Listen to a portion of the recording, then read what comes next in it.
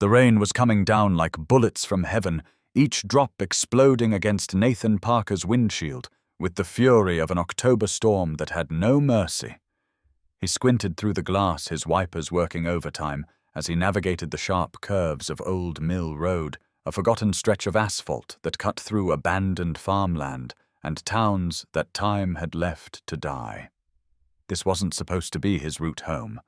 Construction on Highway 41 had forced him here onto this desolate road that seemed to exist in a different century. He was already running late, already calculating how to explain to 8-year-old Emma why he'd missed picking her up from piano practice again. The guilt sat heavy in his chest, a familiar weight he'd carried for 4 years now, ever since Rebecca's funeral. Before we continue, please tell us where in the world are you tuning in from? We love seeing how far our stories travel. Nathan's hands gripped the steering wheel as another gust of wind tried to push his SUV off the narrow road. The radio crackled with storm warnings, but his mind was elsewhere, trapped in the endless cycle of single parenthood that had become his life. Work, school, pickup, dinner, homework, bedtime stories, then lying awake wondering if he was failing Emma in all the ways that mattered. Daddy always says sorry, Emma had told her teacher last week, according to Mrs. Rodriguez's gentle phone call. He says sorry for being late, sorry for forgetting my lunch, sorry for not being mommy. The words had cut through Nathan like glass because they were true. He was always apologizing, always falling short of the parent Rebecca had been. The storm was getting worse. Rain hammered against the roof of his SUV and the wipers could barely keep up. Through the grey haze, he could make out the skeletal remains of old barns and farmhouses, their windows dark and broken like empty eyes staring back at him. This road felt cursed, forgotten by God and man alike. His phone buzzed on the passenger seat, probably Mrs. Liu from the piano studio, wondering where he was. Emma's lesson had ended 20 minutes ago, and here he was, lost on a road that shouldn't exist, fighting a storm that seemed determined to swallow the world whole. Nathan thought about Rebecca, as he always did when the guilt became too heavy. She would have had Emma home by now, would have hot chocolate waiting and a warm towel for her damp hair. She would have made it look effortless the way she made everything look effortless, even dying, even leaving them behind to figure out how to be a family of 2 instead of 3. The construction detour sign appeared in his headlights like a cruel joke. Roadwork ahead. Use alternate route. But there was no alternate route from Old Mill Road. There was only forward, deeper into the forgotten places where decent people didn't venture after dark. A flash of lightning illuminated the landscape for a split second, revealing broken fence posts and abandoned equipment rusting in fields that hadn't seen a harvest in decades. This was where dreams came to die, Nathan thought. This was where hope got lost in the rain. His radio crackled again, and a weather alert cut through the static. Flash flood warning in effect for rural Cobb County. Motorists are advised to avoid low-lying areas and seek higher ground. Nathan laughed bitterly. Higher ground, on a road that seemed to lead straight into the bowels of the earth. He thought about Emma waiting in the bright, warm piano studio, probably pressing her nose against the window, watching for his headlights. Mrs. Liu would be patient the way teachers were with single parents who tried too hard, but never hard enough. She'd make small talk about Emma's progress, about how talented she was, how much she resembled her mother. Everyone said Emma looked like Rebecca. The same dark hair, the same thoughtful brown eyes, the same way of tilting her head when she was thinking. But Nathan saw himself in her too, in the way she worried about things beyond her control, in the way she tried to take care of everyone around her, even when she was just a child who needed taking care of herself. The windshield fogged despite the defrost, and Nathan wiped it with his sleeve, leaving streaks that made the world outside look even more distorted. He was thinking about calling Mrs. Liu to explain when he saw it. At first he thought it was a trick of the rain and failing light. A dark shape on the side of the road that didn't belong. But as his headlights swept across it, his breath caught in his throat. Someone was sitting there. In the middle of nowhere, in the worst storm he'd seen in years, someone was just sitting by the side of the road. Nathan's foot hit the brake instinctively, and his SUV slowed to a crawl. The shape resolved itself into something that made his heart pound with disbelief and horror. It was a wheelchair, and someone was sitting in it. His first instinct was self-preservation. This was how horror movies started, with good Samaritans stopping for strangers on dark roads. Emma was waiting for him. He had responsibilities, people depending on him. He couldn't risk getting involved in whatever this was. But even as these thoughts raced through his mind, his hands were already turning the wheel toward the shoulder, because Rebecca's voice was in his head, as clear as if she were sitting in the passenger seat. Always help people in need, Nathan. That's who we are. That's who I want Emma to learn to be. He pulled over and turned on his emergency flash's red light, cutting through the grey afternoon like a heartbeat. Through his windshield he could see the figure more clearly now. Young woman, long hair plastered to her head, hunched over as the rain pounded down on her with relentless fury. She wasn't moving, wasn't trying to find shelter. She was just sitting there as if she'd given up on the idea of rescue entirely. Nathan grabbed his jacket from the back seat and opened the door. The storm hit him like a physical blow, driving rain that stung his face and soaked through his clothes in seconds. He ran toward the wheelchair, his shoes splashing through puddles that had formed in the gravel. "Miss!" he called out, but his voice was swallowed by the wind. "Miss, can you hear me?" When she lifted her head, Nathan felt his heart shatter. She couldn't have been more than 24, with hazel eyes that held a mixture of terror and disbelief, as if she couldn't quite process that someone had actually stopped. Her blonde hair was matted against her face, and her lips had a blue tinge that spoke of hours in the cold. "Please," her voice was barely a whisper, nearly lost in the roar of the storm. "Please don't leave me here." Nathan knelt beside her wheelchair, not caring that the gravel was cutting into his knees through his pants. "I'm not going anywhere," he said firmly. "What's your name? What happened to you?" She was shivering so violently she could barely form words. "Victoria," she managed. "Victoria Hayes. They left me." The simple statement hit Nathan like a physical blow.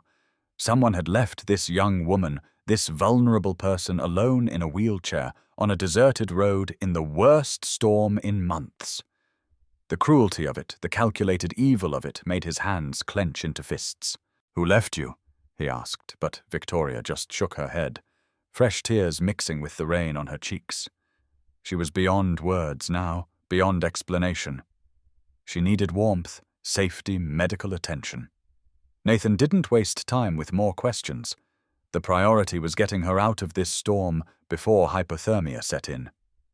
He scooped Victoria out of her wheelchair and was shocked by how light she felt, like holding a bird with broken wings.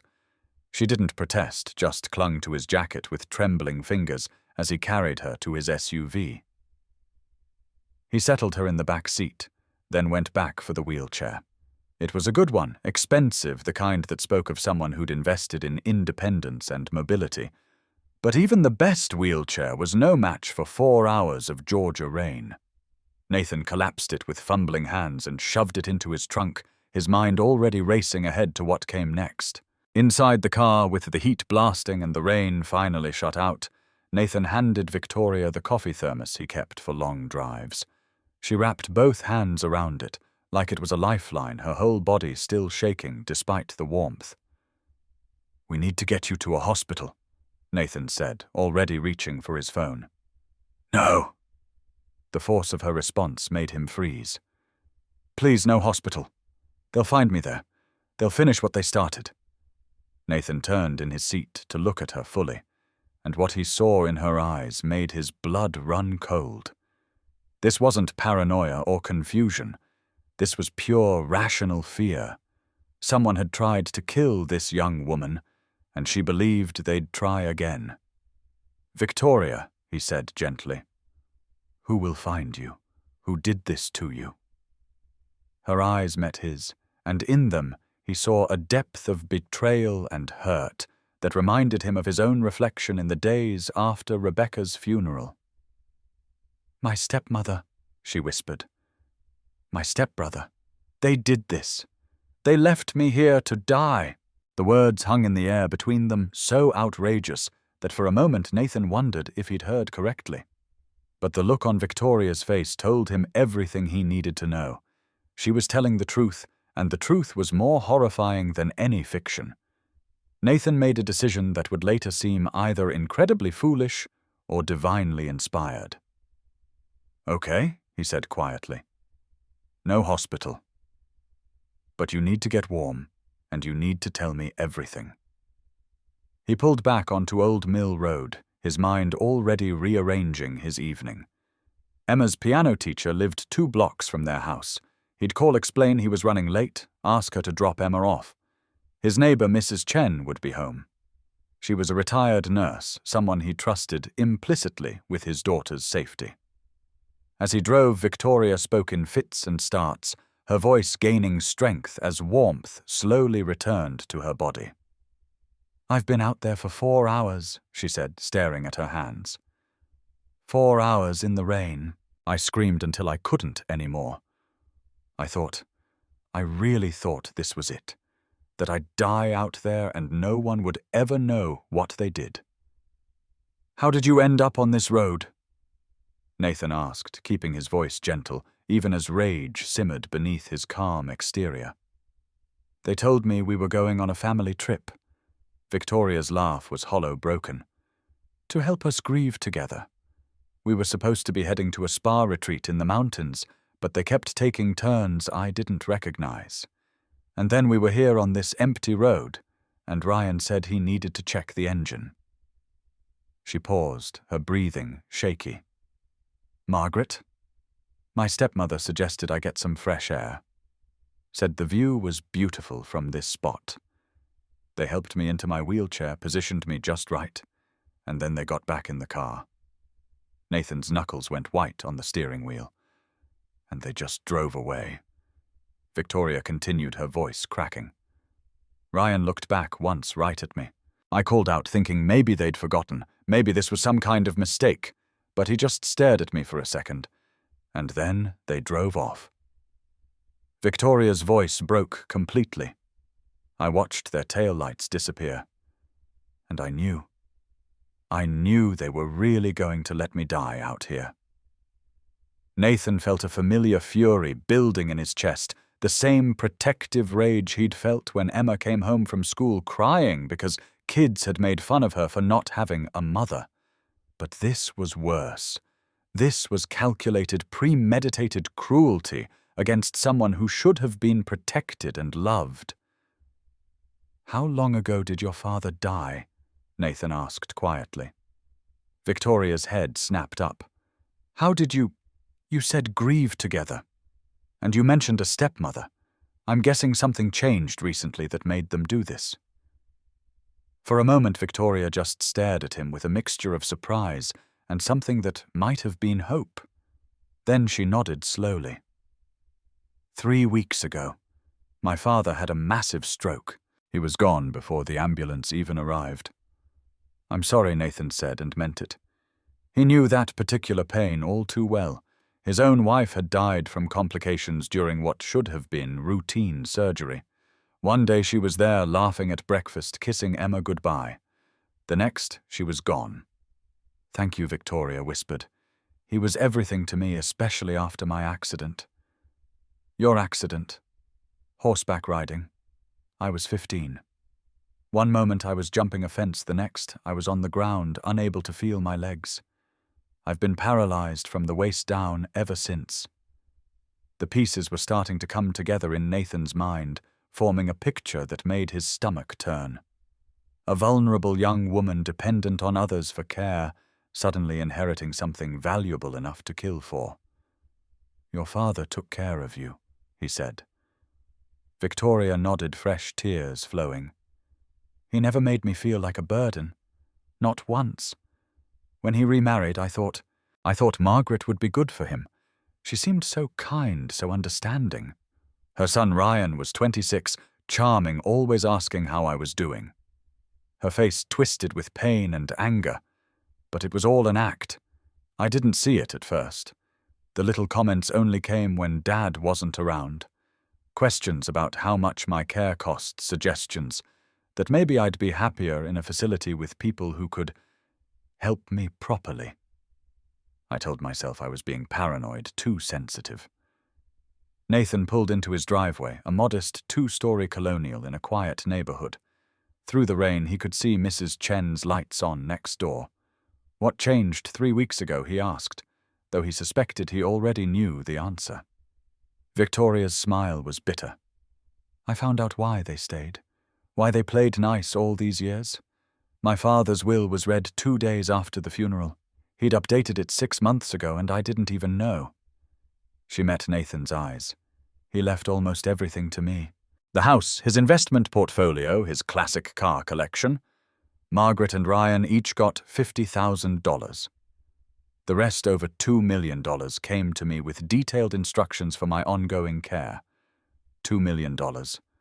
More than enough motive for murder. Nathan felt sick.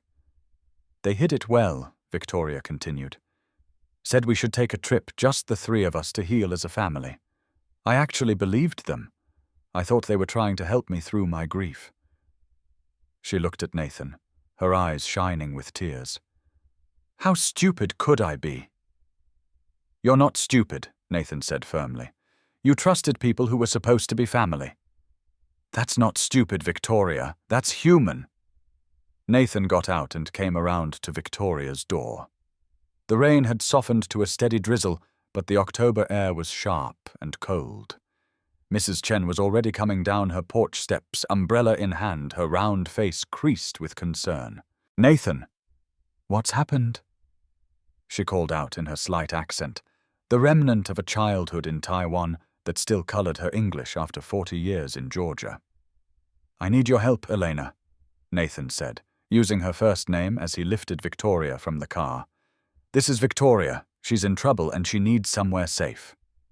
Mrs. Chen didn't ask questions, didn't hesitate. She simply held the umbrella over Victoria as Nathan carried her to his front door, her medical training taking over. How long has she been in the cold? She asked, already assessing Victoria's condition. 4 hours, Nathan replied, and he heard Mrs. Chen's sharp intake of breath. Hypothermia risk, she murmured. We need to warm her gradually. Too fast can be dangerous. Nathan's house felt different with Victoria in it. It had been just him and Emma for so long that their routines and rhythms were set in stone. 2 coffee cups in the morning, 2 plates at dinner, 2 voices echoing in rooms that had once held 3. But as he settled Victoria on the living room couch, wrapping her in the quilt Rebecca had made during her pregnancy, something shifted in the atmosphere of the house. It felt fuller somehow. Mrs. Chen bustled around with the efficiency of someone who'd spent 40 years as a pediatric nurse. She checked Victoria's pulse, looked at her pupils, felt her forehead for fever. You're fortunate, she told Victoria gently. A few more hours and we'd be talking about frostbite, maybe worse. While Mrs. Chen made tea in the kitchen, Nathan called Emma's piano teacher. Mrs. Liu was understanding, as she always was with single parents, struggling to keep all the plates spinning. Of course I'll drop Emma off, she said. Is everything all right? I found someone who needed help, Nathan said. Which was true enough. I'll explain later. Emma came home 20 minutes later, bursting through the front door with her usual 8-year-old energy, her dark hair escaping from its ponytail and her school backpack sliding off one shoulder. She stopped in the doorway of the living room, taking in the scene, Nathan sitting on the coffee table, Mrs. Chen hovering with a steaming mug, and Victoria wrapped in her grandmother's quilt, looking small and lost and utterly exhausted. Dad? Emma said, her brown eyes wide with concern. Nathan stood ready to explain, but Emma was already moving forward, her mother's compassionate heart shining through in the way she approached Victoria directly, without fear or awkwardness. "Are you okay?" she asked Victoria simply. Victoria looked surprised by the question, by being addressed so naturally by a child. I'm getting there," she said softly. "She needs our help, sweetheart," Nathan said, kneeling down to Emma's eye level. "She's in trouble and she needs somewhere safe to stay for a while." Emma didn't hesitate for even a second. "She can have the guest room," she said matter-of-factly. "It's on the first floor, so she won't have to worry about stairs, and it has its own bathroom." Pride swelled in Nathan's chest like a physical force. His daughter had her mother's instinct for kindness, her immediate response to help someone in need. Rebecca would have been so proud. Over the next few hours, as evening settled into night, and Mrs. Chen finally went home with promises to return in the morning, Victoria told them everything. The whole terrible story spilled out like water through a broken dam. Her father's death, the will reading the fake family trip, the 4 hours of rain and terror, and the growing certainty that she was going to die alone and forgotten on a road that didn't appear on most maps. Emma sat on the floor by Victoria's feet, listening with the kind of focused attention that children reserve for stories that truly matter. Nathan paced his investigator's mind, already working through the problem, because it was a problem, a massive, complicated, dangerous problem. "We need to go to the police," he said finally. "Tonight." Victoria's face went pale. "They've already beaten us there," she said quietly. "I guarantee it. They'll have reported me missing by now. They'll say I disappeared at a rest stop, that they've been searching frantically. They're smart, Nathan. They've been planning this." She was right, and Nathan knew it. But he also knew something else.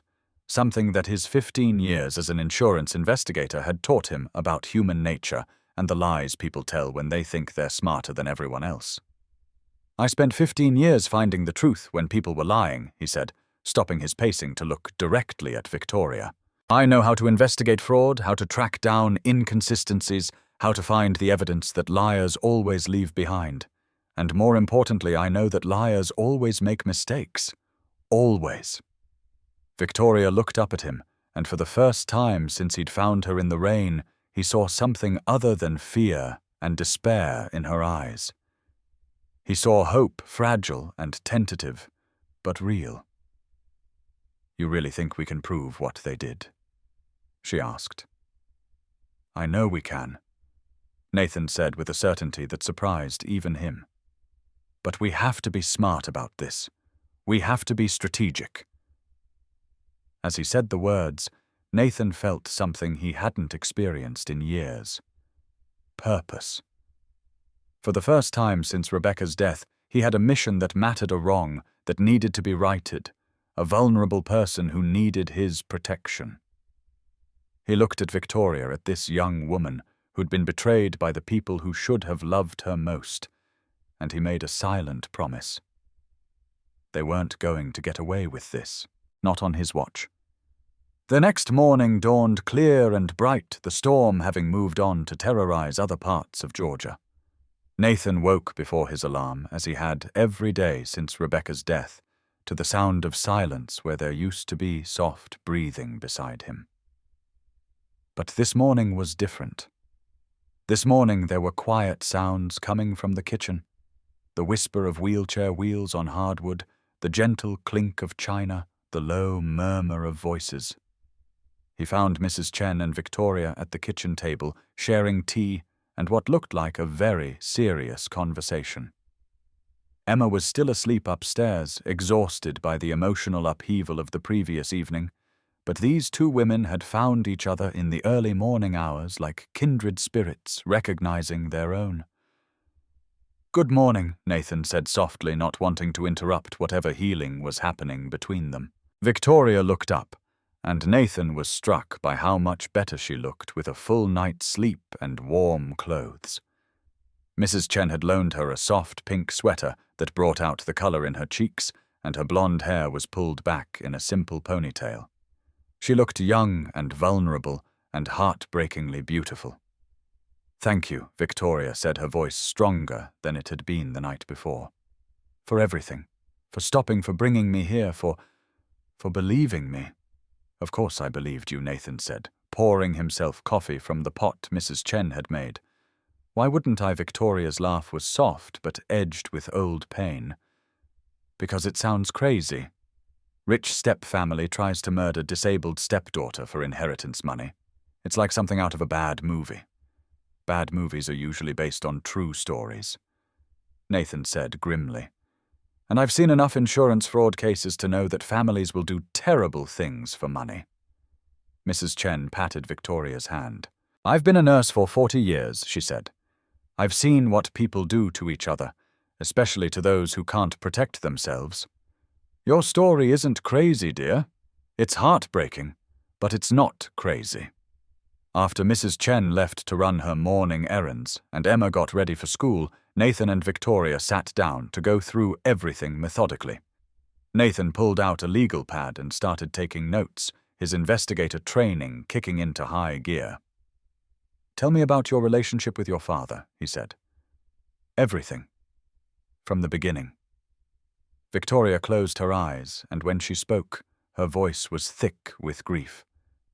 He was my hero, she said simply. My mother died when I was 5, cancer, and it was just the two of us for 10 years.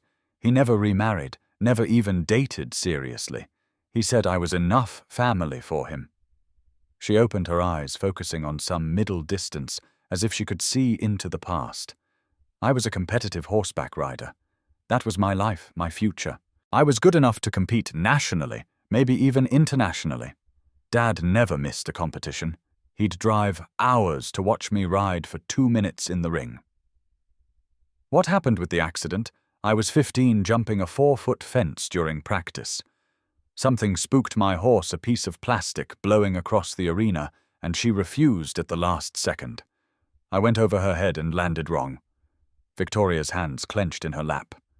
Broke my back. T12 complete injury. The doctors said I'd never walk again. Nathan made a note on his pad, but his attention was entirely focused on Victoria's face, on the way old pain flickered across her features like shadows. Dad was devastated, she continued. Not about the wheelchair, but about what it did to my dreams. He spent months researching the best doctors, the newest treatments. He converted the garage into a therapy room, hired the best physical therapists. He never once made me feel like my life was over just because it had changed. And then he met Margaret. Victoria's expression hardened.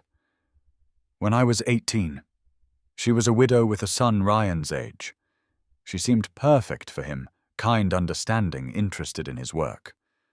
Dad was an architect, specialized in historic preservation.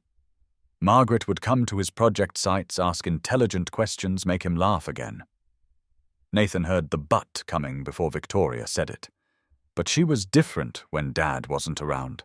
Little comments about how much my equipment cost, how difficult it must be for him to have a disabled daughter, how much easier his life would be if I were more independent.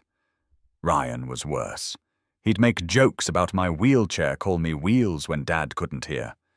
Did you tell your father I tried once? Victoria's voice was barely above a whisper.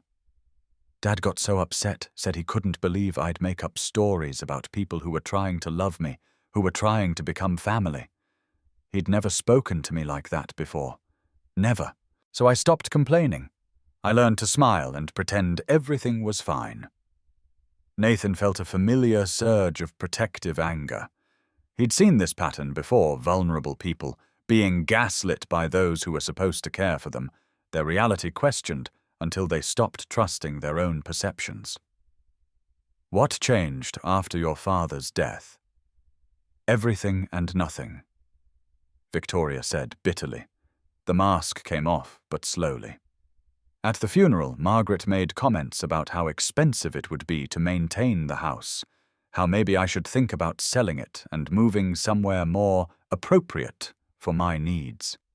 Ryan started talking about power of attorney, about how complicated my medical care was going to be. She met Nathan's eyes directly.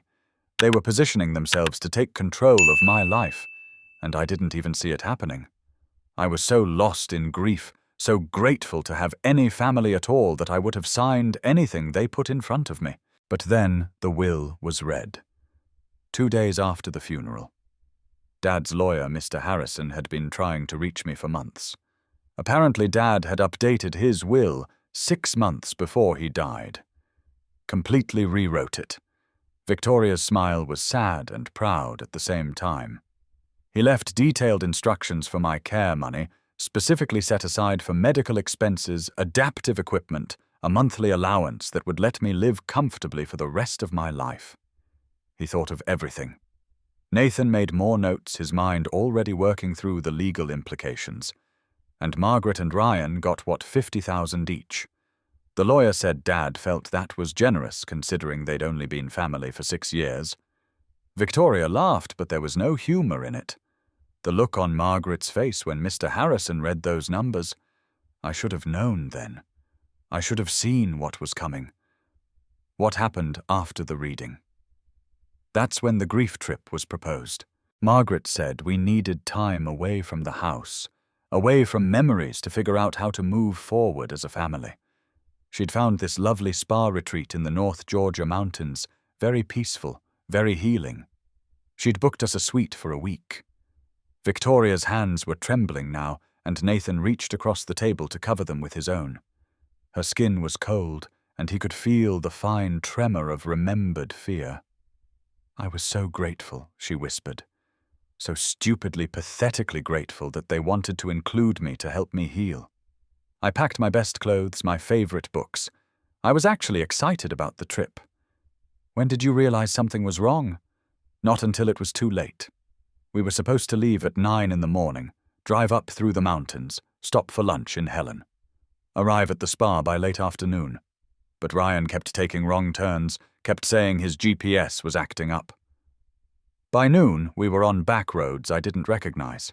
Victoria pulled her hands free and wrapped her arms around herself. I asked where we were, and Margaret just smiled and said it was a more scenic route. But when I looked at the road signs, we were heading away from the mountains, not toward them. Did you say anything? I was getting nervous asking questions. That's when Ryan pulled over and said there was something wrong with the engine. Margaret suggested I get some fresh air while he looked under the hood.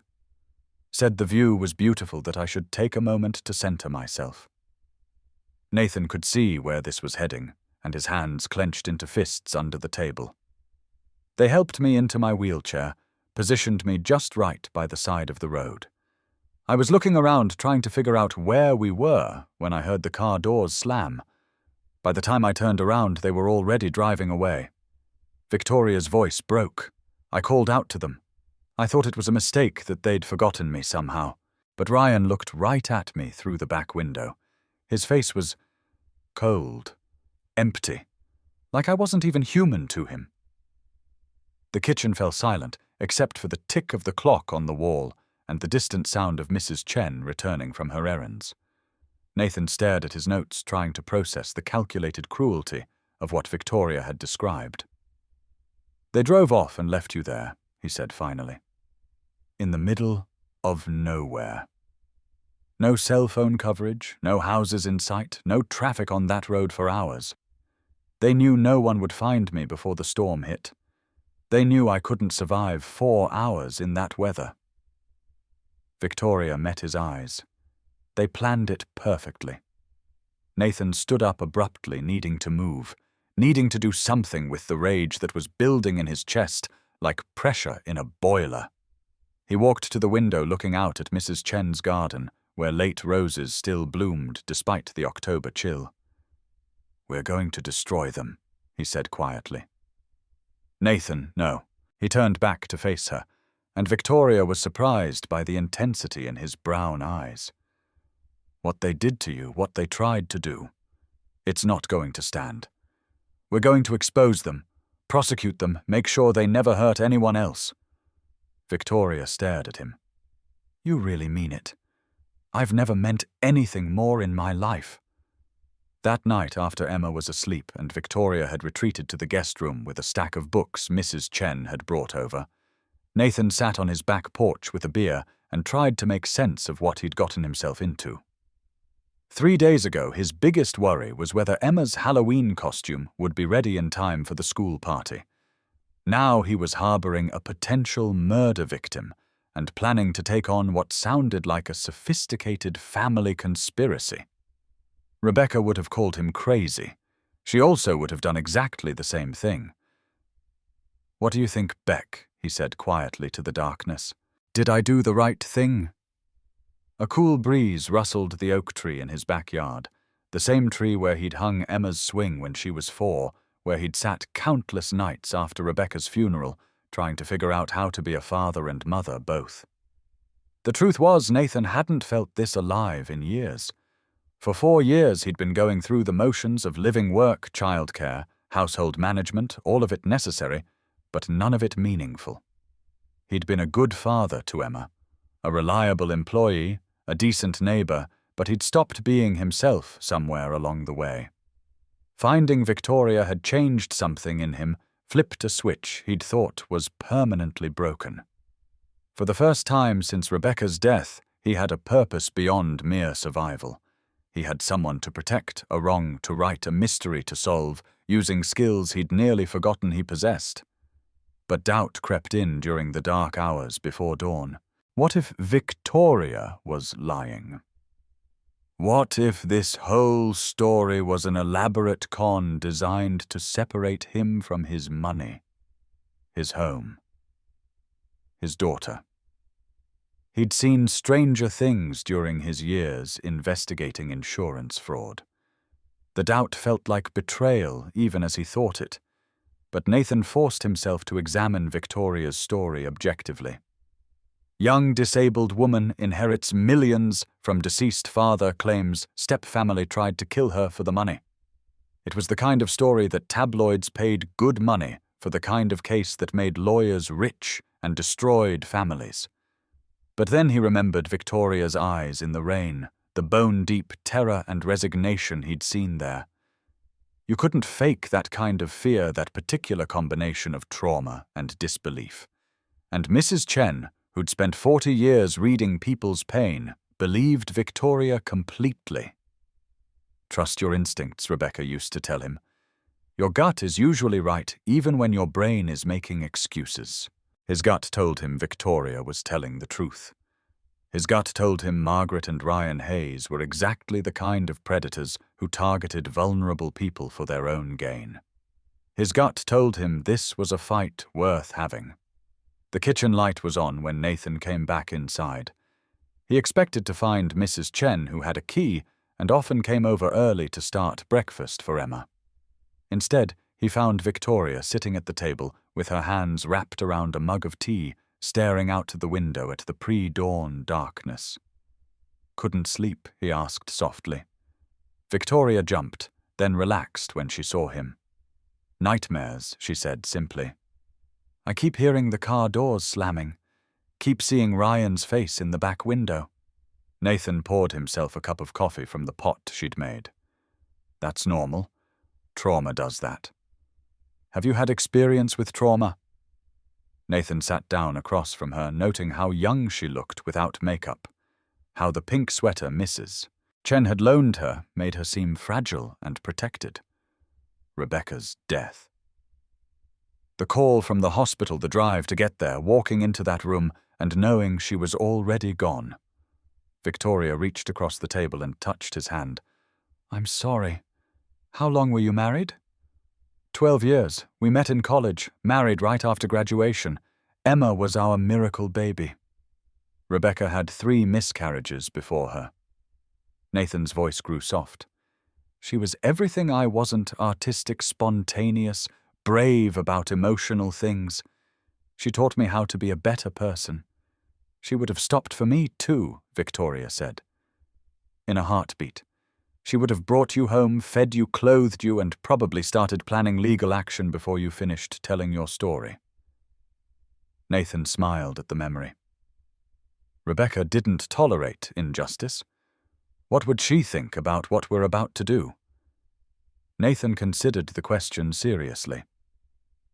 She'd be worried about Emma, about the risks we're taking, but she'd also be proud that we're fighting for someone who can't fight for themselves. He met Victoria's eyes. "She'd like you.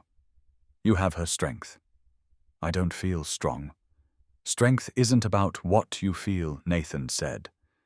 It's about what you do when everything inside you wants to give up. You've been fighting for survival your whole life, first the accident, then years of subtle abuse. Now this. You're one of the strongest people I've ever met. Victoria's eyes filled with tears. Thank you for believing me. Thank you for trusting me enough to tell me the truth. They sat in comfortable silence as the sky outside began to lighten two damaged people, finding solace in each other's company. Nathan found himself studying Victoria's face. In the growing light, the delicate bone structure, the way her hair caught the morning sun, the quiet dignity she maintained despite everything she'd been through. He was attracted to her. The realization hit him like a physical blow, followed immediately by guilt so intense it made his chest ache. Rebecca had been dead for 4 years, and this was the first time he'd felt anything approaching desire for another woman. Was he taking advantage of Victoria's vulnerability? Was he confusing gratitude with something deeper? Or was this simply what happened when two people who understood loss and pain found each other at exactly the right moment? The sound of Emma's alarm clock going off upstairs broke the spell. Nathan stood quickly, needing distance from whatever was happening between them. I should get her ready for school, he said. Of course. Victoria's voice was neutral, but he thought he detected a note of disappointment. As Nathan headed upstairs to wake Emma, he tried to push aside the confusion about his feelings for Victoria. There were more important things to focus on, like keeping her alive and proving that Margaret and Ryan Hayes were attempted murderers. But the attraction was there, humming beneath his skin like a low-voltage current. And Nathan knew it wasn't going away anytime soon. The days that followed fell into a rhythm that surprised Nathan with its naturalness. Victoria was an early riser, and he'd find her in the kitchen each morning with coffee made and breakfast started. She moved around the space with practiced efficiency, reaching things from lower shelves, adapting her cooking to accommodate her seated height, making herself useful without being asked. Emma took to Victoria like a duckling to water. Each afternoon, when she came home from school, she'd seek Victoria out first, chattering about her day, showing off homework assignments, asking for help with art projects. Victoria had a natural way with children that reminded Nathan painfully of Rebecca. Patient, encouraging, treating Emma's concerns with the seriousness they deserved. Can you help me with this? Emma asked one afternoon, spreading her watercolor set across the kitchen table. The assignment was to paint a landscape, but Emma had been struggling with the perspective. Of course, Victoria said, positioning her wheelchair beside Emma's chair. What are you trying to paint? The view from my bedroom window, but I can't get the trees to look right. Victoria showed Emma how to layer colors, how to use the brush to create texture, how to think about light and shadow. Her hands moved with an artist's confidence, and Nathan realized this was the first time he'd seen Victoria truly relaxed, doing something that brought her joy. You're really good at this, Emma said admiringly. Did you go to art school? I studied graphic design in college. Victoria said, before the accident I thought I might become an illustrator, but after, well, other things became more important. Like what? Like learning how to live in a wheelchair. Like proving to everyone that I was still the same person. Victoria's voice grew quiet. Sometimes when big changes happen, we forget who we used to be. Nathan watched this exchange from the doorway, struck by Victoria's honesty. She didn't talk down to Emma, didn't sugarcoat the reality of disability, but she also didn't make it seem tragic or overwhelming. I think you should start painting again, Emma said with 8-year-old certainty. Just because things change doesn't mean you have to stop doing what you love. Victoria looked at Emma for a long moment, then at Nathan, who nodded encouragingly. Maybe you're right, she said softly. Maybe it's time. That evening, after Emma was in bed, Nathan found Victoria in the living room looking through a photo album Mrs. Chen had brought over pictures from Emma's early years family vacations birthday parties. Rebecca was in most of them, young and vibrant and laughing. She was beautiful, Victoria said, as Nathan sat down beside her on the couch. Inside and out, Nathan agreed. These pictures are from Emma's 5th birthday, about 6 months before Rebecca got sick. Victoria studied a photo of Rebecca helping Emma blow out candles on an elaborate princess cake. She looks so happy, so alive. She was, right up until the end. Nathan's voice grew thick.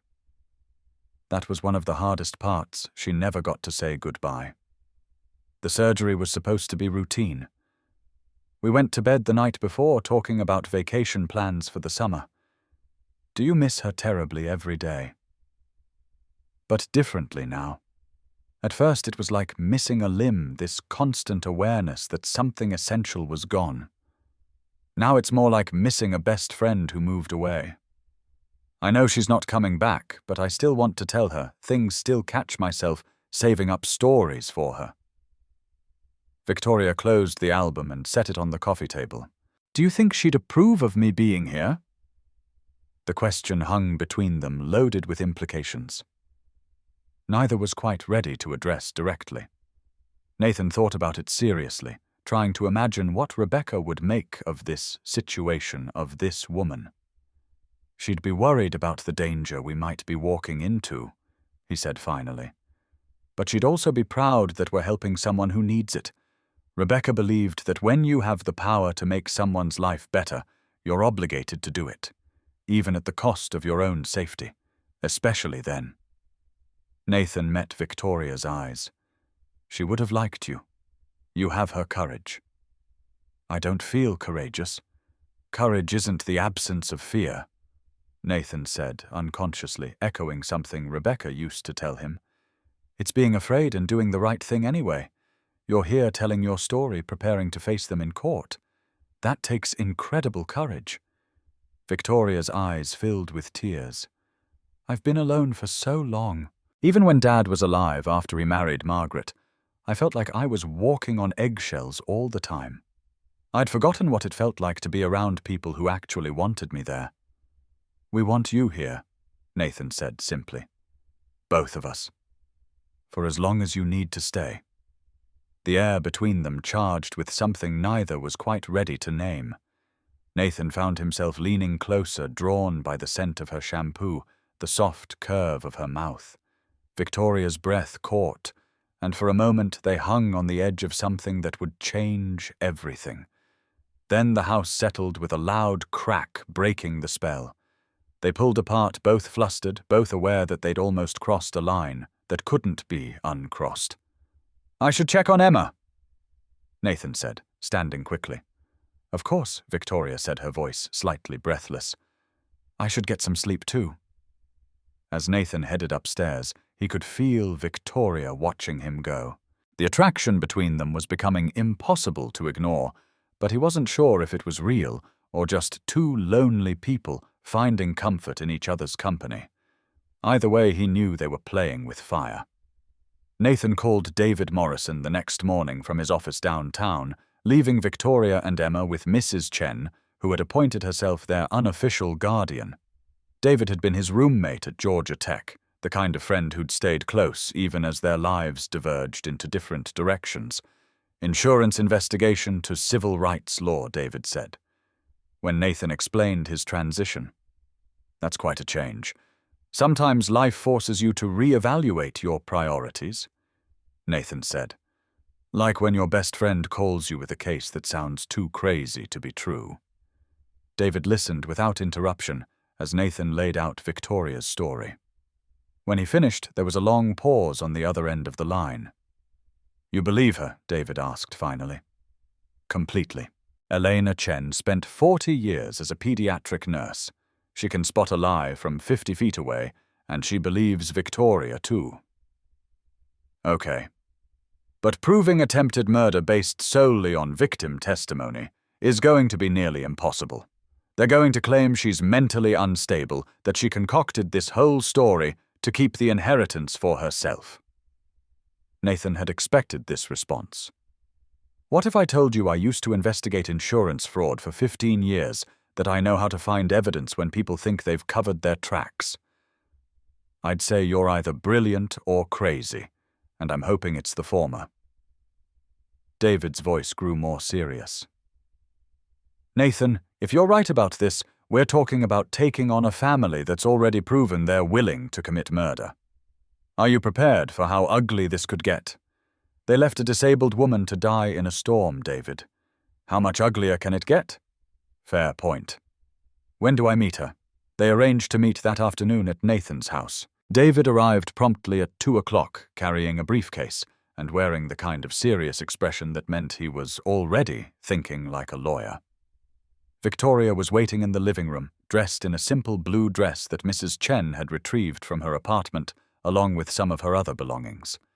She looked nervous but determined, and Nathan felt a surge of pride at her composure. Ms. Hayes, David said, settling into the chair across from her. I've heard your story from Nathan, but I need to hear it from you. Everything from the beginning, in your own words. For the next 2 hours, Victoria recounted her tale with a precision that impressed Nathan. She didn't embellish, didn't dramatize, just laid out the facts in chronological order. David took notes, constantly occasionally asking for clarification or additional detail. The inheritance, he said when she finished. Do you have documentation? Victoria handed him a copy of the will that Mr. Harrison, her father's lawyer, had provided. David read through it carefully, his eyebrows rising as he absorbed the details of William Hayes's final wishes. Your father was thorough, David said. These instructions for your care are incredibly detailed. He clearly spent a lot of time thinking about your future. He never told me he was updating the will, Victoria said. I think he knew Margaret and Ryan wouldn't be happy about it. Based on what you've told me, I'd say your father had a pretty good read on their character. David set down the will and leaned back in his chair. Here's where we stand legally. We can absolutely file civil charges, fraud, elder abuse, attempted murder. But proving criminal charges will be much harder. Why, Victoria asked. Because right now, it's your word against theirs. And they've already established their version of events with the police. Missing person report search parties, media coverage painting them as concerned family members. They've got a head start on public opinion. Nathan leaned forward. What if we could prove they were lying about where they were when Victoria supposedly disappeared? That would change things considerably. Do you have evidence of that? Not yet. But I will.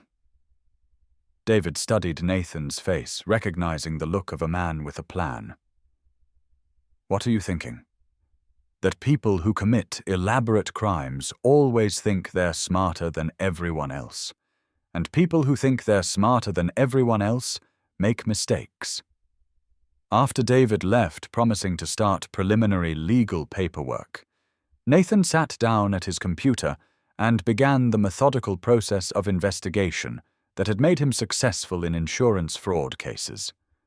He started with public records, credit card statements, social media posts, anything that might establish Margaret and Ryan's whereabouts on the day Victoria was abandoned. Victoria watched him work, fascinated by the transformation she witnessed. This was a different Nathan than the one who made breakfast and helped Emma with homework. This was a professional investigator at the top of his game, careful and relentless in his pursuit of truth. How long did you do this kind of work? She asked. 15 years, Nathan said, without looking up from his computer screen. Started right out of college, worked my way up to senior investigator. I specialized in cases where the fraud was sophisticated, where the perpetrators thought they were untouchable. What made you stop? Nathan's hands stilled on the keyboard. Rebecca got sick. The treatments were experimental, not covered by insurance. I had to choose between my career and taking care of my family. He met Victoria's eyes. It wasn't really a choice. Do you miss it? I thought I did. But working on your case, using these skills again for something that really matters, It feels different than investigating insurance claims for million-dollar corporations. Victoria was quiet for a moment.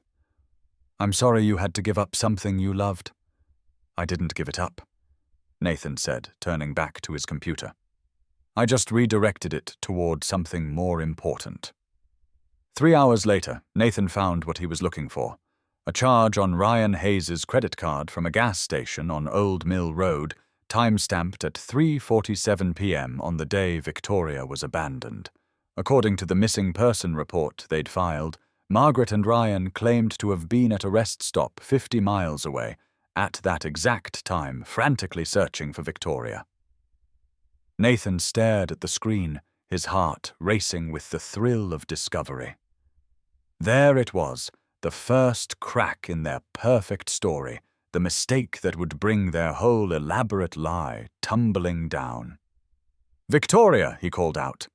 "Come here. You need to see this." When she saw the credit card statement, Victoria's hand flew to her mouth. "They were there," she whispered. 2 miles from where they left me, right when they claimed to be 50 miles away searching. "Not just there," Nathan said, pointing to details on the screen. "Look at the timeline.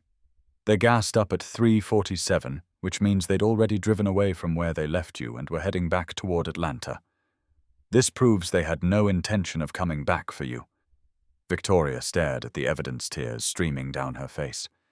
But these weren't tears of sadness.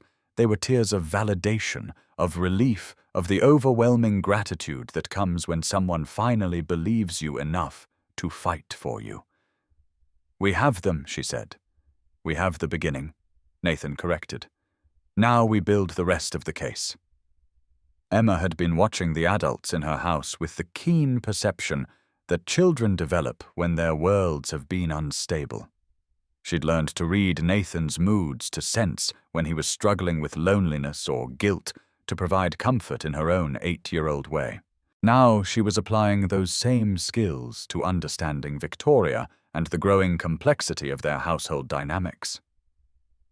"Dad," she said one evening as Nathan tucked her into bed. "Is Victoria going to stay with us forever?" The question hung in the air, loaded with hopes and fears that Nathan wasn't sure how to address. "What would you think about that?" he asked carefully. Emma considered this with the seriousness she brought to all important questions. "I like her. She's nice to me, and she makes you smile more. But I don't want you to forget about Mommy." Nathan's heart ached with love for his perceptive daughter. Emma loving Victoria wouldn't mean forgetting Mommy. The heart has room for more than one person, like how I love you, and I loved Mommy, and I love Mrs. Chen. Exactly like that. Emma nodded solemnly. "And Victoria needs us. She doesn't have any other family that's nice to her." "That's true. Then I think she should stay. But will you ask her if she wants to be part of our family for real? Not just visiting." Nathan kissed Emma's forehead, marveling at his daughter's capacity for love and inclusion. "I'll ask her when the time is right." "Good, because I already asked Mrs. Chen, and she thinks Victoria would make a good stepmom." "Mrs. Chen knows about these things." Nathan laughed despite himself. "Does she now?" "She told me she could tell by the way you look at each other. She said it's the same way Daddy looked at Mommy, but different because you're both older and sad about losing people you loved." Sometimes Emma's wisdom startled Nathan. At 8, she understood emotional complexity that some adults never grasped. "Are you okay with the idea of me loving someone besides Mommy?" Emma was quiet for a long moment, and Nathan could see her working through feelings too complicated for her age. "Sometimes I pretend Mommy is watching us from heaven," she said finally, "and I think she'd be happy that you found someone to love who also loves me. I think she'd be happy too. But I want Victoria to know that she's not replacing Mommy. She's just adding to our family." Nathan hugged Emma tight, overwhelmed by her generosity of spirit. "You're an amazing little girl. You know that Mommy always said so. Now Victoria says so too. The next morning, Nathan found Victoria in the kitchen earlier than usual, staring out to the window at Mrs. Chen's garden with a cup of tea growing cold in her hands. "Penny, for your thoughts," he said, pouring himself coffee. "I was thinking about what happens after," Victoria said, without turning around.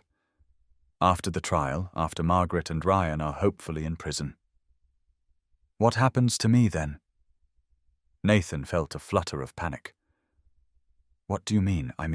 I can't stay here forever, Nathan. This isn't my home, this isn't my family. I'm grateful, more grateful than you'll ever know, but I can't build my entire life around your kindness." The words hit Nathan like a physical blow, even though he recognized the truth in them. Victoria was right. She couldn't remain a permanent guest in someone else's home dependent on their charity. "Where would you go?" he asked. "I don't know. Maybe back to Dad's house once this is all over. Maybe somewhere completely new. I have the inheritance money now. I could go anywhere, do anything. Is that what you want? To start over somewhere else?" Victoria finally turned to look at him, and Nathan saw something in her eyes that made his breath catch. "I want to belong somewhere. Really belong, not just be tolerated or accommodated. I want to be chosen, not just rescued." The conversation was interrupted by Emma's arrival in the kitchen backpack over her shoulder ready for school. She looked between the two adults, sensing the tension in the air, with that uncanny ability children have for reading emotional undercurrents. "Are you sad about something?" she asked Victoria directly. Victoria managed a smile. "Just thinking about grown-up things, sweetheart. Nothing for you to worry about." Emma wasn't satisfied with this answer. She walked over to Victoria's wheelchair and put her small hand on Victoria's arm. "Do you like living with us very much? Then why are you thinking about leaving?" The simple question hung in the air. Nathan found himself waiting for Victoria's answer, realizing that his entire emotional future might hinge on what she said next.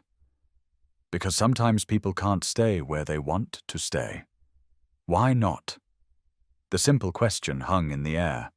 Nathan found himself waiting for Victoria's answer, realizing that his entire emotional future might hinge on what she said next. Because sometimes we have to figure out the difference between being needed and being wanted, Victoria said softly. Emma frowned, processing this distinction. Then her face cleared with understanding. "Oh, you think we just need you, but we don't want you." Something like that. Emma looked at Nathan, then back at Victoria. "That's silly. We want you, and we need you." "Right." "Dad." Nathan met Victoria's eyes across the kitchen. "Right," he said quietly. "Both." Victoria stared at him for a long moment, and Nathan saw hope warring with fear in her expression. The conversation was building toward something that would change everything. But Emma's presence made it impossible to say the words they both needed to hear. "I should get you to school," Nathan said finally. "Can Victoria come with us?" Emma asked. "She's never seen my school." Nathan looked at Victoria questioningly. She nodded, and they loaded into his SUV for the short drive to Emma's elementary school. As they walked Emma to her classroom, Nathan noticed how naturally Victoria interacted with the other children who approached her, how she answered their questions about her wheelchair with patience and humor. "She's really good with kids," Emma's teacher, Mrs. Rodriguez, commented. "Have you thought about volunteering here? We could always use help with our art program." On the drive home, Victoria was quiet, and Nathan could sense her thinking through everything that had been said and unsaid that morning. "Emma was right," she said, as they pulled into their driveway. "That was a silly thing for me to worry about." "Was it?" Victoria turned to look at him, and Nathan saw something different in her expression. A softness, a hopefulness that hadn't been there before. "I think I'm scared," she admitted. "Of what?" of wanting something too much, of letting myself hope that this could be real. Nathan reached across the center console and took her hand. It is real, Victoria. Whatever this is between us, whatever we're building here, it's real. They sat in the car for several more minutes holding hands and trying to navigate the complicated territory between gratitude and love, between rescue and choice, between temporary shelter and permanent home. Neither of them had the answers yet. But for the first time since Victoria had arrived, they both believed the answers might exist. 2 weeks into Nathan's investigation, he hit his first major breakthrough. He was sitting at his kitchen table at 2 a.m, surrounded by printed emails, credit card statements, and a timeline he'd constructed of Margaret and Ryan's movements on the day Victoria was abandoned. Victoria had long since gone to bed, but Nathan was running on caffeine and the kind of focused energy that used to keep him up all night when he was closing insurance fraud cases. The gas station charge had been just the beginning. Now Nathan had a complete picture of their day constructed from digital breadcrumbs that Margaret and Ryan never thought anyone would bother to trace. 8:15 a.m. ATM withdrawal from Ryan's account in downtown Atlanta, 9:23 a.m. Coffee purchase at Starbucks near Victoria's father's house. 11:47 a.m. Gas station fill-up on I-85 North, heading towards supposed destination. 15 p.m.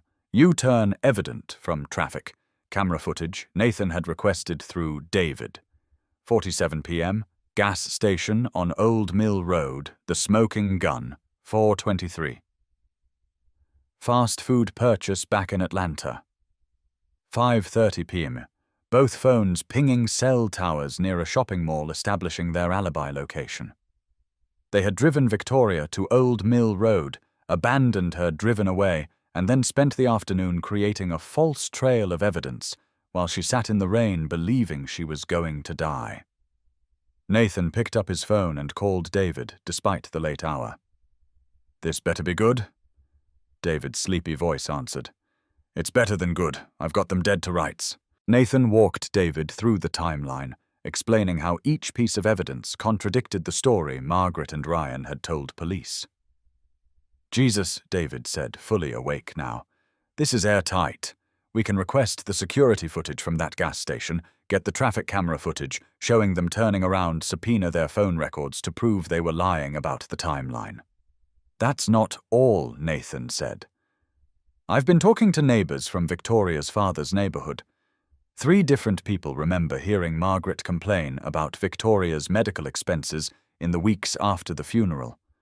One woman, Mrs. Sarah Martinez, heard Ryan talking on the phone about solving the problem permanently just 2 days after the will reading. Nathan, this is incredible work.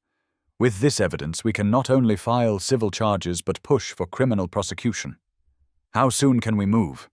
I'll file motions first thing Monday morning. By Wednesday, we should have warrants for their arrest." Nathan hung up the phone and sat back in his chair, feeling a mixture of triumph and exhaustion. For 2 weeks, he'd been working 18-hour days, following paper trails and digital footprints, conducting interviews and building timelines. He'd remembered why he'd loved investigative work so much, the intellectual puzzle of it, the satisfaction of exposing lies and finding truth. But more than that, he'd been motivated by something he'd never felt during his insurance career, a personal connection to the victim. This wasn't about money or corporate liability. This was about Victoria, about justice for someone who'd been betrayed by the people who should have protected her. "You're up late." Nathan turned to find Victoria in the kitchen doorway, wearing a soft pink robe that Mrs. Chen had bought for her, and looking concerned. "Did I wake you?" he asked. The phone ringing did. "Good news," I hope. Nathan stood and walked over to her, unable to contain his excitement. "We have them, Victoria. Everything we need to prove they tried to kill you." He showed her the timeline, explained each piece of evidence, watched as understanding and relief and gratitude played across her face. "The gas station footage will show their faces clear as day. The timestamp proves they were lying about their location, and the direction they were traveling proves they had no intention of coming back for you." Victoria covered her face with her hands, and for a moment Nathan thought she was crying. But when she looked up, she was smiling through her tears. "I can't believe it's real," she whispered. "For so long I thought they were going to get away with it, that no one would believe me, that I'd spend the rest of my life looking over my shoulder." Nathan reached out and took her hands. "I believe you. David believes you. Mrs. Chen believes you. Emma believes you. And soon a jury is going to believe you too." They stood there in the kitchen holding hands and smiling at each other, and Nathan felt something shift between them. The foundation of their relationship had been rescue and protection. Now it was becoming something else. Partnership, equality, shared triumph. "Thank you," Victoria said softly. "Thank you for fighting for me. Thank you for trusting me to fight for you." The air between them charged with possibility. Nathan found himself stepping closer, drawn by the soft curve of Victoria's mouth, the way her eyes reflected the kitchen light. Victoria's breath caught, but she didn't pull away. "Nathan," she whispered. "I know we said we'd take this slow," he said, his voice rough with emotion. "I know the timing is complicated," but Victoria silenced him by reaching up and pulling his head down to hers. Their first kiss was soft, tentative, full of questions and promises, and the accumulated tension of weeks of unspoken attraction. When they broke apart, both were breathing hard. "The timing is terrible," Victoria said with a shaky laugh. "We're in the middle of a legal battle, living in your house, dealing with attempted murder charges." "Terrible," Nathan agreed, kissing her again. This time when they separated, they heard applause from the kitchen doorway. Emma stood there in her pajamas, clapping enthusiastically. Finally she said, "Mrs. Chen owes me $5. I said you'd kiss before the bad people got arrested, and she said it would be after." Nathan and Victoria stared at Emma, then at each other, then burst into laughter. "You bet on us," Nathan asked his daughter. "Mrs. Chen said it was educational about probability and human nature," Emma said seriously. "Also, she said she could tell you were falling in love because you both got that same dopey look that people get in movies."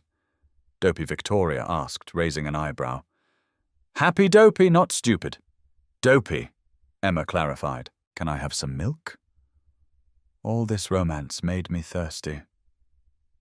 As Nathan poured his daughter a glass of milk, and Victoria tried to hide her blushing face, Nathan realized that this was what happiness felt like. Not the desperate, grief-tinged gratitude he'd been surviving on for 4 years, but actual joy. The kind that came from love freely given and received, from justice about to be served, from a future that suddenly seemed full of possibility. The arrests happened on a Wednesday morning in late November. Nathan watched the local news coverage from his office, while Victoria and Emma stayed home with Mrs. Chen, who had declared herself their official protector for the duration of the legal proceedings. Margaret Hayes was taken into custody at her yoga studio, led out in handcuffs, while her wealthy friends watched in shock. Ryan was arrested at his apartment, still in pajamas, his face showing more annoyance than fear. Both were charged with attempted murder, elder abuse, fraud, conspiracy, and 6 other crimes that David had carefully compiled. The media coverage was immediate and extensive. The same reporters who had covered their frantic search for missing Victoria now had a very different story to tell. "Local woman survives family murder plot," read the headline in the Atlanta Journal-Constitution. The accompanying article detailed Victoria's inheritance, her abandonment on Old Mill Road, and the sophisticated evidence trail that had led to the arrests. Nathan's phone rang constantly, reporters wanting interviews, former colleagues offering congratulations. Insurance industry contacts asking if he was returning to investigative work. He ignored most of the calls, focusing instead on protecting Victoria from the media circus that was rapidly building around the case. "How are you holding up?" he asked when he got home that afternoon. Victoria was in the living room with Emma working on a watercolor painting, while Emma did homework at the coffee table. The domestic scene filled Nathan with warmth and a sense of rightness that still surprised him. "I keep expecting to feel relieved," Victoria said, looking up from her painting. "But mostly I just feel nervous about what comes next. The trial, everything. The trial, the media attention, figuring out what my life looks like after this is all over." Nathan sat down on the couch beside her, noting how naturally she'd adapted to sharing space with them. Her art supplies were mixed in with Emma's homework materials. Her coffee mug sat next to his on the side table. Her presence had transformed his house into something that felt like a real home. "We'll figure it out together," he said. Victoria looked at him with an expression he couldn't quite read. "Nathan, I need to ask you something, and I need you to be completely honest." Emma looked up from her math worksheet, clearly listening, despite pretending to focus on her homework. "Are you with me because you feel sorry for me? Because you rescued me and now you feel responsible? Or because you actually want to be with me?" The question hung in the air, loaded with vulnerability and fear. Nathan understood what she was really asking. "Am I a charity case or a choice?" "Emma," he said gently, "could you give us a few minutes to talk?" Emma sighed dramatically but gathered her homework. "I'll be in the kitchen with Mrs. Chen, but for the record, Dad doesn't do anything just because he feels sorry for people. If he felt sorry for you, he would have taken you to a hotel and visited you twice a week until the trial was over." After Emma left, Nathan took Victoria's hands in his. "Do you remember what you said to Emma about the difference between being needed and being wanted?" Victoria nodded. "You've been needed your whole life by your father, by caretakers, by medical professionals. People took care of you because they had to, because it was their job or their obligation." Nathan's voice grew intense. "I don't need you, Victoria. My life was functional before you came into it. Emma and I were managing fine." Victoria's face fell, but Nathan continued quickly. "I want you. I want to wake up with you in my bed and go to sleep holding you every night. I want to argue with you about what movie to watch and whose turn it is to do dishes. I want to watch you teach Emma to paint and see you confident and happy and living your life fully." Victoria's eyes filled with tears. "But we met under such extreme circumstances. How do you know this isn't just trauma bonding?" Nathan considered the question seriously. "Because I've been attracted to you from the first moment I saw you. Really saw you not just as someone who needed rescuing. Because every day I discover something new about you that makes me want to know more. Because when I imagine my future, I can't picture it without you in it." He paused, gathering courage for the next words. "I love you, Victoria. Not because I saved you, not because I feel sorry for you, but because you're brilliant and strong and funny and beautiful. Because you're patient with Emma, and kind to Mrs. Chen, and brave enough to face the people who tried to kill you." Victoria was crying openly now, but she was also smiling. "I love you too," she whispered. "I have for weeks, but I was afraid to trust it." Nathan kissed her, then long and deep, and full of all the emotions they'd been holding back. When they separated, Victoria rested her forehead against his. "So what does this mean?" she asked. "Where do we go from here?" "Wherever you want to go," Nathan said. "But I hope it's together, even if the trial gets ugly, even if the media attention makes things difficult. Especially then." Victoria smiled, the radiant expression that transformed her entire face. "Then I guess we're really doing this. We're really doing this." From the kitchen came the sound of Emma cheering and Mrs. Chen saying something in what sounded like Slovak. Nathan and Victoria looked at each other and burst into laughter. "I think we have an audience," Victoria said. "We've had an audience this whole time," Nathan replied. "I'm just glad they approve." That night, after Emma was asleep and Mrs. Chen had gone home, Nathan and Victoria sat on his back porch in the cold November air, sharing a blanket and talking about their future. "I want to do something meaningful with the inheritance money," Victoria said. "Something that would make Dad proud. Like what, maybe a foundation to help other disabled people who are being exploited by their families. Or funding for legal aid for abuse victims." Victoria's voice grew more animated as she spoke. "There are so many people in situations like mine who don't have anyone willing to fight for them." Nathan felt his heart swell with pride and love. This woman who had been so brutally betrayed was already thinking about how to help others avoid the same fate. "That's a beautiful idea," he said. "And I know a good investigator who might be willing to help with the difficult cases." Victoria turned to look at him. "Are you offering to be my partner? In more ways than one? If you'll have me. I can't think of anything I'd like more." They kissed under the November stars, two people who had found love in the most unlikely circumstances, who had turned near tragedy into triumph, who were ready to build something beautiful together. The security footage from Miller's Stop gas station was everything Nathan had hoped for, and more. David had obtained it through subpoena 2 days after the arrests, and now they sat in his law office conference room watching Margaret and Ryan Hayes destroy their own alibi in high-definition clarity. The timestamp read 3:47 p.m., exactly when they claimed to be 50 miles away, frantically searching for Victoria at a highway rest stop. But there they were, clear as day, Ryan pumping gas into his black Mercedes, Margaret going into the store to pay, both of them looking calm and unhurried. "Look at their body language," David said, freezing the frame on Margaret walking back to the car. "Does she look like a woman whose disabled stepdaughter has mysteriously vanished?" Victoria watched the footage with a mixture of vindication and disgust. "She's actually smiling," she said quietly. "She thinks she's gotten away with it." Nathan leaned forward to study the screen more carefully. The angle shows which direction they came from. They're heading north away from Old Mill Road. This proves they weren't searching, they were fleeing the scene.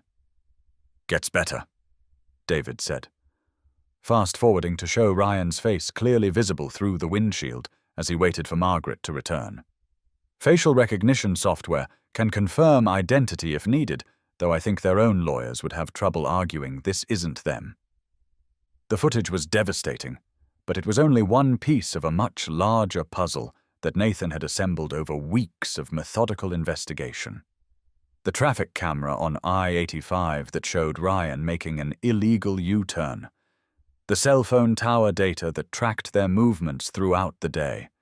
The credit card records that told the story of their afternoon spent establishing a false alibi. "Have you shown this to the prosecution yet?" Nathan asked. "Meeting with District Attorney Phillips tomorrow morning. With evidence this strong, I expect they'll want to add additional charges." David shuffled through his files. "Speaking of which, the defense attorneys have been making noise about a plea deal." Victoria's head snapped up. "What kind of plea deal?" "Reduced charges in exchange for guilty pleas. No trial, lighter sentences, less media attention." "No," Victoria said immediately. "Absolutely not." Nathan reached over and took her hand. "You sure a trial is going to be brutal? They'll attack your character question. Your motives try to make you look like a gold digger who orchestrated her own disappearance. Let them try." Victoria's voice was steel. "What they did to me, what they tried to do, other people need to hear about it. Other families need to know that this kind of abuse happens, that wealthy, respectable people can be monsters behind closed doors." David nodded approvingly. "I was hoping you'd say that. This case could set important precedents for prosecuting elder and disability abuse." Over the following weeks, as the legal machinery ground into motion, Nathan found himself marveling at Victoria's strength. The media attention was intense and often invasive. Reporters camped outside Nathan's house, tried to interview Emma's teachers, dug into Victoria's medical history, looking for any angle that might discredit her story.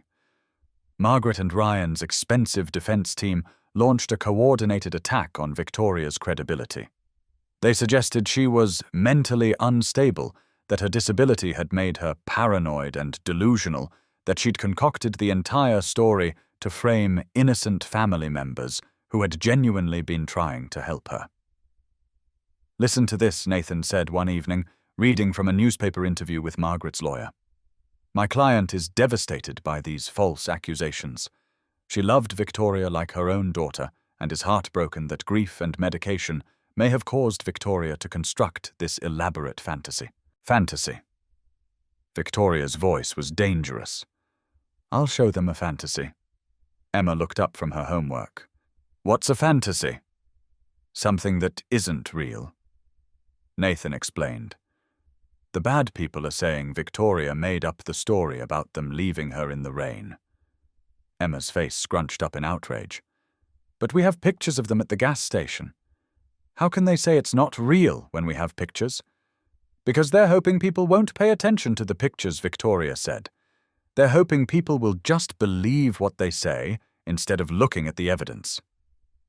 "That's dumb," Emma declared with 8-year-old clarity. "Pictures don't lie.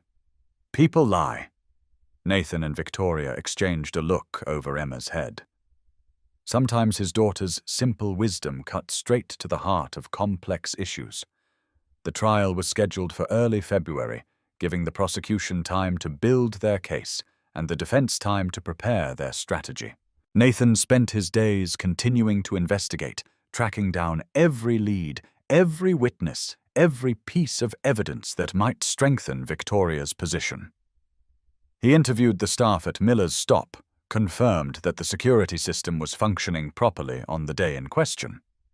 He tracked down the tow truck driver who had been working that section of Old Mill Road and could testify that it was completely deserted during the time Victoria was abandoned. He found a meteorologist who could provide detailed weather data proving how dangerous the storm conditions had been. But more than building a legal case, Nathan was building a life with Victoria. They'd settled into routines that felt natural and right. Morning coffee together while Emma got ready for school. Evening talks about the case, about their days, about their hopes for the future. Quiet moments when they could forget about an attempted murder and legal proceedings and just be two people in love. "I keep waiting for the other shoe to drop," Victoria confided one night as they sat in the living room, she working on a watercolor painting, he reviewing case files. "What do you mean? This happiness? This feeling like everything is going to work out? I keep thinking something terrible is going to happen to ruin it." Nathan set aside his papers and moved to the couch beside her. "Nothing terrible is going to happen. We have enough evidence to convict them 10 times over. The prosecution is confident, and you're safe here with us. I know all that logically, but emotionally." Victoria shook her head.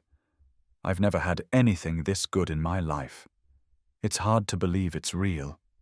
Nathan took her paint-stained hands in his. "It's real. We're real. And in a few months this will all be behind us, and we can focus on building our future together." Victoria leaned against him, and Nathan wrapped his arms around her, breathing in the scent of her hair, feeling the warm weight of her body against his side. They'd been taking their physical relationship slowly, partly because of the circumstance, and partly because they wanted to be sure their feelings were based on more than proximity and shared trauma. But Nathan knew without doubt that what he felt for Victoria was real and lasting. She wasn't a replacement for Rebecca. She was someone entirely different, someone who challenged him intellectually, who made him laugh, who had brought joy back into his daughter's life and purpose back into his own. "I love you," he said quietly. "I love you too," Victoria replied, "even though you're terrible at painting." Nathan looked down at the watercolor she'd been working on, a landscape of Old Mill Road, but transformed into something beautiful, with wildflowers growing where Victoria had once sat alone and afraid. "You're going to be okay," he said, understanding the symbolism in her painting. "We're all going to be okay." For the first time since her father's death, Victoria truly believed it. The courthouse in downtown Atlanta buzzed with activity on a cold February morning as jury selection began for State of Georgia v's Margaret Hayes and Ryan Hayes. Nathan sat in the gallery behind the prosecution table, watching Victoria work with David and Assistant District Attorney Phillips to select 12 people who would determine her stepfamily's fate. The media attention had only intensified in the weeks leading up to trial. Court TV was covering the proceedings live. National news outlets had picked up the story, and Victoria's case had become a symbol of the abuse that disabled and elderly people faced from their own families. "This is bigger than just us now," Victoria had said the night before reviewing her testimony with David for the 20th time. "If we win, it sends a message that this kind of predatory behavior won't be tolerated. If we lose—" "We're not going to lose," Nathan had assured her. But privately he knew that even with overwhelming evidence, juries could be unpredictable. The defense team was formidable, 3 lawyers from one of Atlanta's most prestigious firms, hired with money that should have gone to Victoria's care. They'd spent months painting Margaret and Ryan as grieving family members, being persecuted by a disturbed young woman who couldn't accept her father's death. Margaret looked the part perfectly. Dressed in conservative black suits, her grey hair styled to suggest maternal warmth, she dabbed at her eyes with tissues and projected an image of wounded dignity. Ryan played the grieving stepson's shoulders, slumped with the weight of false accusations. Nathan wanted to strangle them both. Jury selection took 2 days. David was looking for people who had experience with elderly or disabled family members who understood the vulnerability of dependent adults. The defense wanted the opposite people who might be skeptical of abuse claims, who might see Victoria as manipulative or attention-seeking. Juror number 7, David said quietly to Nathan during a break. "Retired teacher took care of her mother with dementia for 6 years. She knows what real caregiver stress looks like versus actual abuse." "What about juror number 3, Nathan asked, nodding toward a middle-aged man in a business suit. "Insurance adjuster. He'll appreciate the evidence, understand the paper trail." David glanced at the defense table. "They're trying to stack the jury with people who've never dealt with disability who might see Victoria as a burden rather than a victim." By Wednesday afternoon, they had their jury 8 women and 4 men ranging in age from 26 to 73, representing a cross-section of Atlanta's population.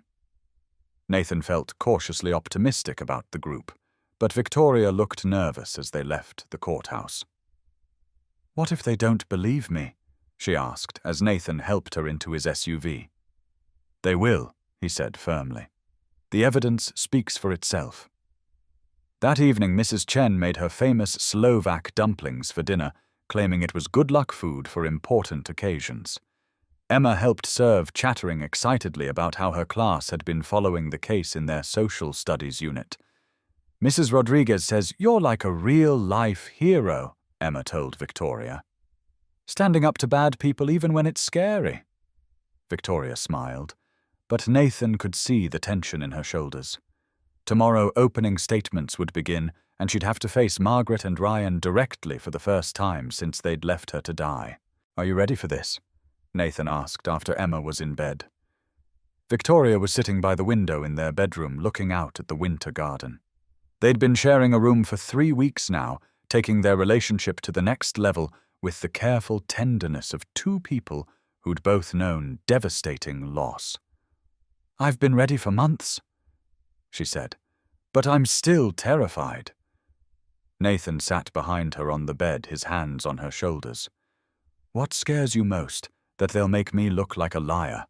That people will believe their version instead of the truth?" Victoria leaned back against him. "They're so good at seeming normal, Nathan. Charming, respectable, the kind of people juries want to believe. Juries don't just listen to charm. They look at evidence. And the evidence is overwhelming. I know. But what if it's not enough?" Nathan turned Victoria to face him, his hands framing her face. Then we'll deal with whatever happens together. But I believe in justice, and I believe in truth, and I believe in you." Victoria kissed him softly. "I love you. Whatever happens tomorrow, I want you to know that these past few months with you and Emma have been the happiest of my life." "This isn't an ending," Nathan said firmly. "It's a beginning." The next morning they arrived at the courthouse to find protesters outside, both supporters holding signs reading "Justice for Victoria" and a smaller group with signs claiming "False accusations ruin lives." Nathan shielded Victoria from the cameras as they made their way inside, but she insisted on stopping to speak to reporters. "I'm here today, not just for myself, but for everyone who's been betrayed by people they trusted," she said, her voice steady, despite the chaos around her. "What happened to me could happen to anyone who becomes dependent on others for care. This trial is about making sure it never happens again." Inside the courtroom, Nathan took his seat in the front row where Victoria could see him. Emma was in school. Mrs. Chen was watching the proceedings on TV from home, and David was making final adjustments to his opening statement. Margaret and Ryan sat at the defense table looking like the picture of respectability. Margaret reached over to pat Ryan's hand in a gesture of maternal support that made Nathan's stomach turn. "All rise," the bailiff called. "The Honourable Judge Patricia Hawkins presiding." Judge Hawkins was a woman in her 60s with steel-grey hair and a reputation for running an efficient courtroom. She'd reviewed all the pre-trial motions, examined the evidence, and seemed unimpressed by the defense's attempts to have the charges dismissed. "Mr. Morrison," she said, "you may proceed with your opening statement." David stood and walked to the jury box, making eye contact with each of the 12 people who would decide Victoria's fate. "Ladies and gentlemen of the jury, he began this case is about the most fundamental betrayal imaginable, family members who tried to murder a young woman for her inheritance money, who calculated that her life was worth less than the fortune she stood to inherit." The next 20 minutes laid out the prosecution's case with devastating clarity. The inheritance that provided motive. The elaborate plan to make Victoria disappear, the lies told to police, the evidence that proved beyond doubt that Margaret and Ryan had left Victoria to die on a deserted road.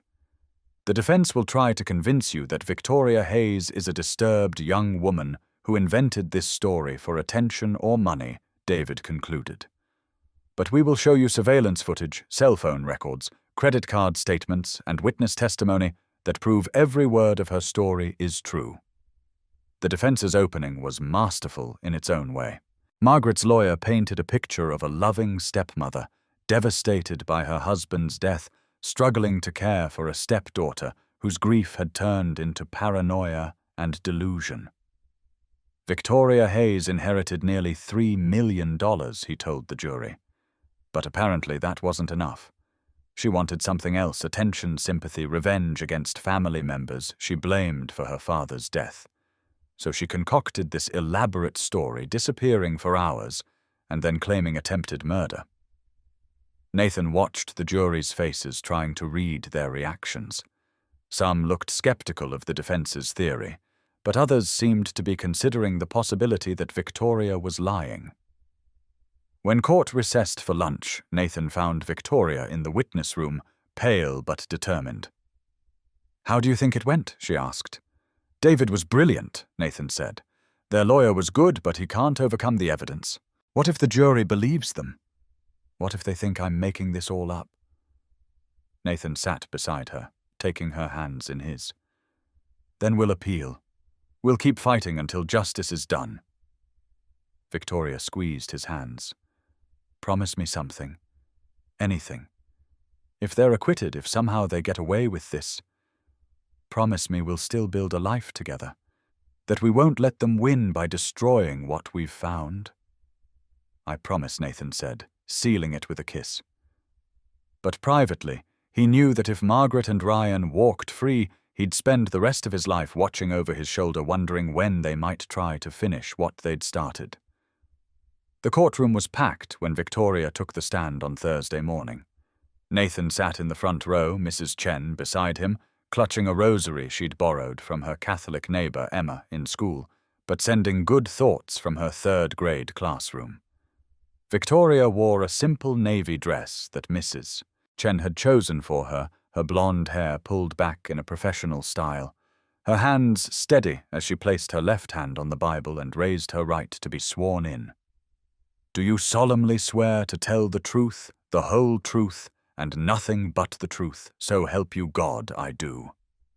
David approached the witness stand with the careful respect of a lawyer who knew he was about to present his most important witness. For the next 2 hours, he guided Victoria through her testimony with surgical precision. She spoke about her father's death with quiet grief, describing their close relationship and her devastation at losing the one person who had always protected her. She explained the inheritance with clinical detachment, making it clear that the money had been her father's decision, not something she had sought or expected. And then she described that terrible day in October, her voice never wavering, even as she recounted the growing realization that Margaret and Ryan were driving her toward her death. "When did you first understand that they weren't taking you to a spa retreat?" David asked. "When we turned off I-85 onto back roads I'd never seen before. Ryan kept saying his GPS was malfunctioning, but I could see road signs. We were heading away from the mountains, not toward them." "What did you do?" I asked where we were going. Margaret said it was a scenic route, that we had plenty of time. But something in her voice.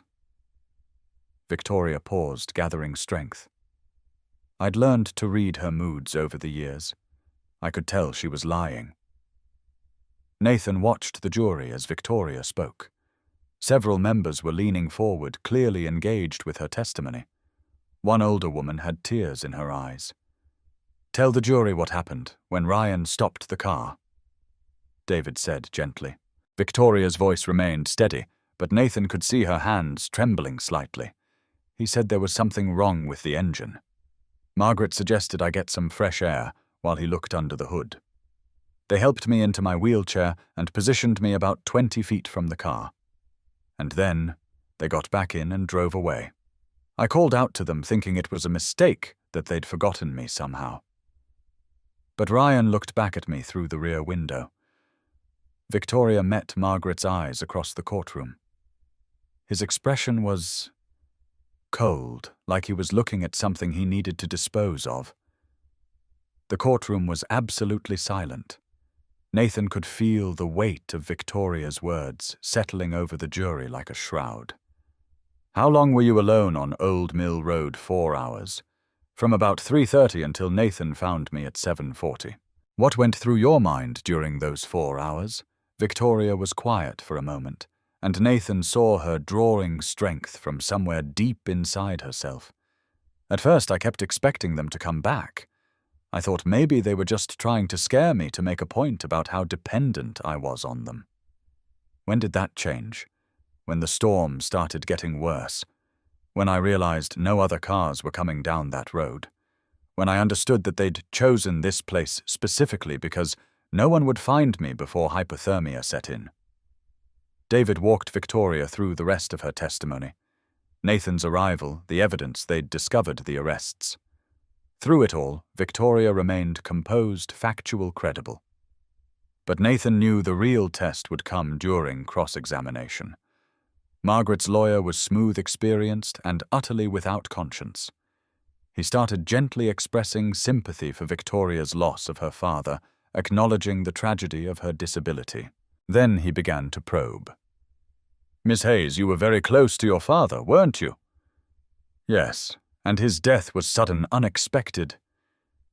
"Yes, that must have been devastating for someone who was so dependent on him for emotional support." David stood. "Objection, Your Honor," characterizing the witness. "Sustained." The lawyer smiled and adjusted his approach. "Miss Hayes, were you seeing a therapist or counselor after your father's death?" "No." "Were you taking any medications for grief, anxiety, depression?" Victoria's jaw tightened. Nathan could see where this was heading. My doctor prescribed a mild sleep aid. I was having trouble sleeping. Ah, and sleep medication can sometimes cause confusion, can't it? Disorientation. Memory problems. I was not confused about what happened to me. Of course not. But grief can play tricks on us, can't it? Make us see threats where none exist. Blame others for our pain.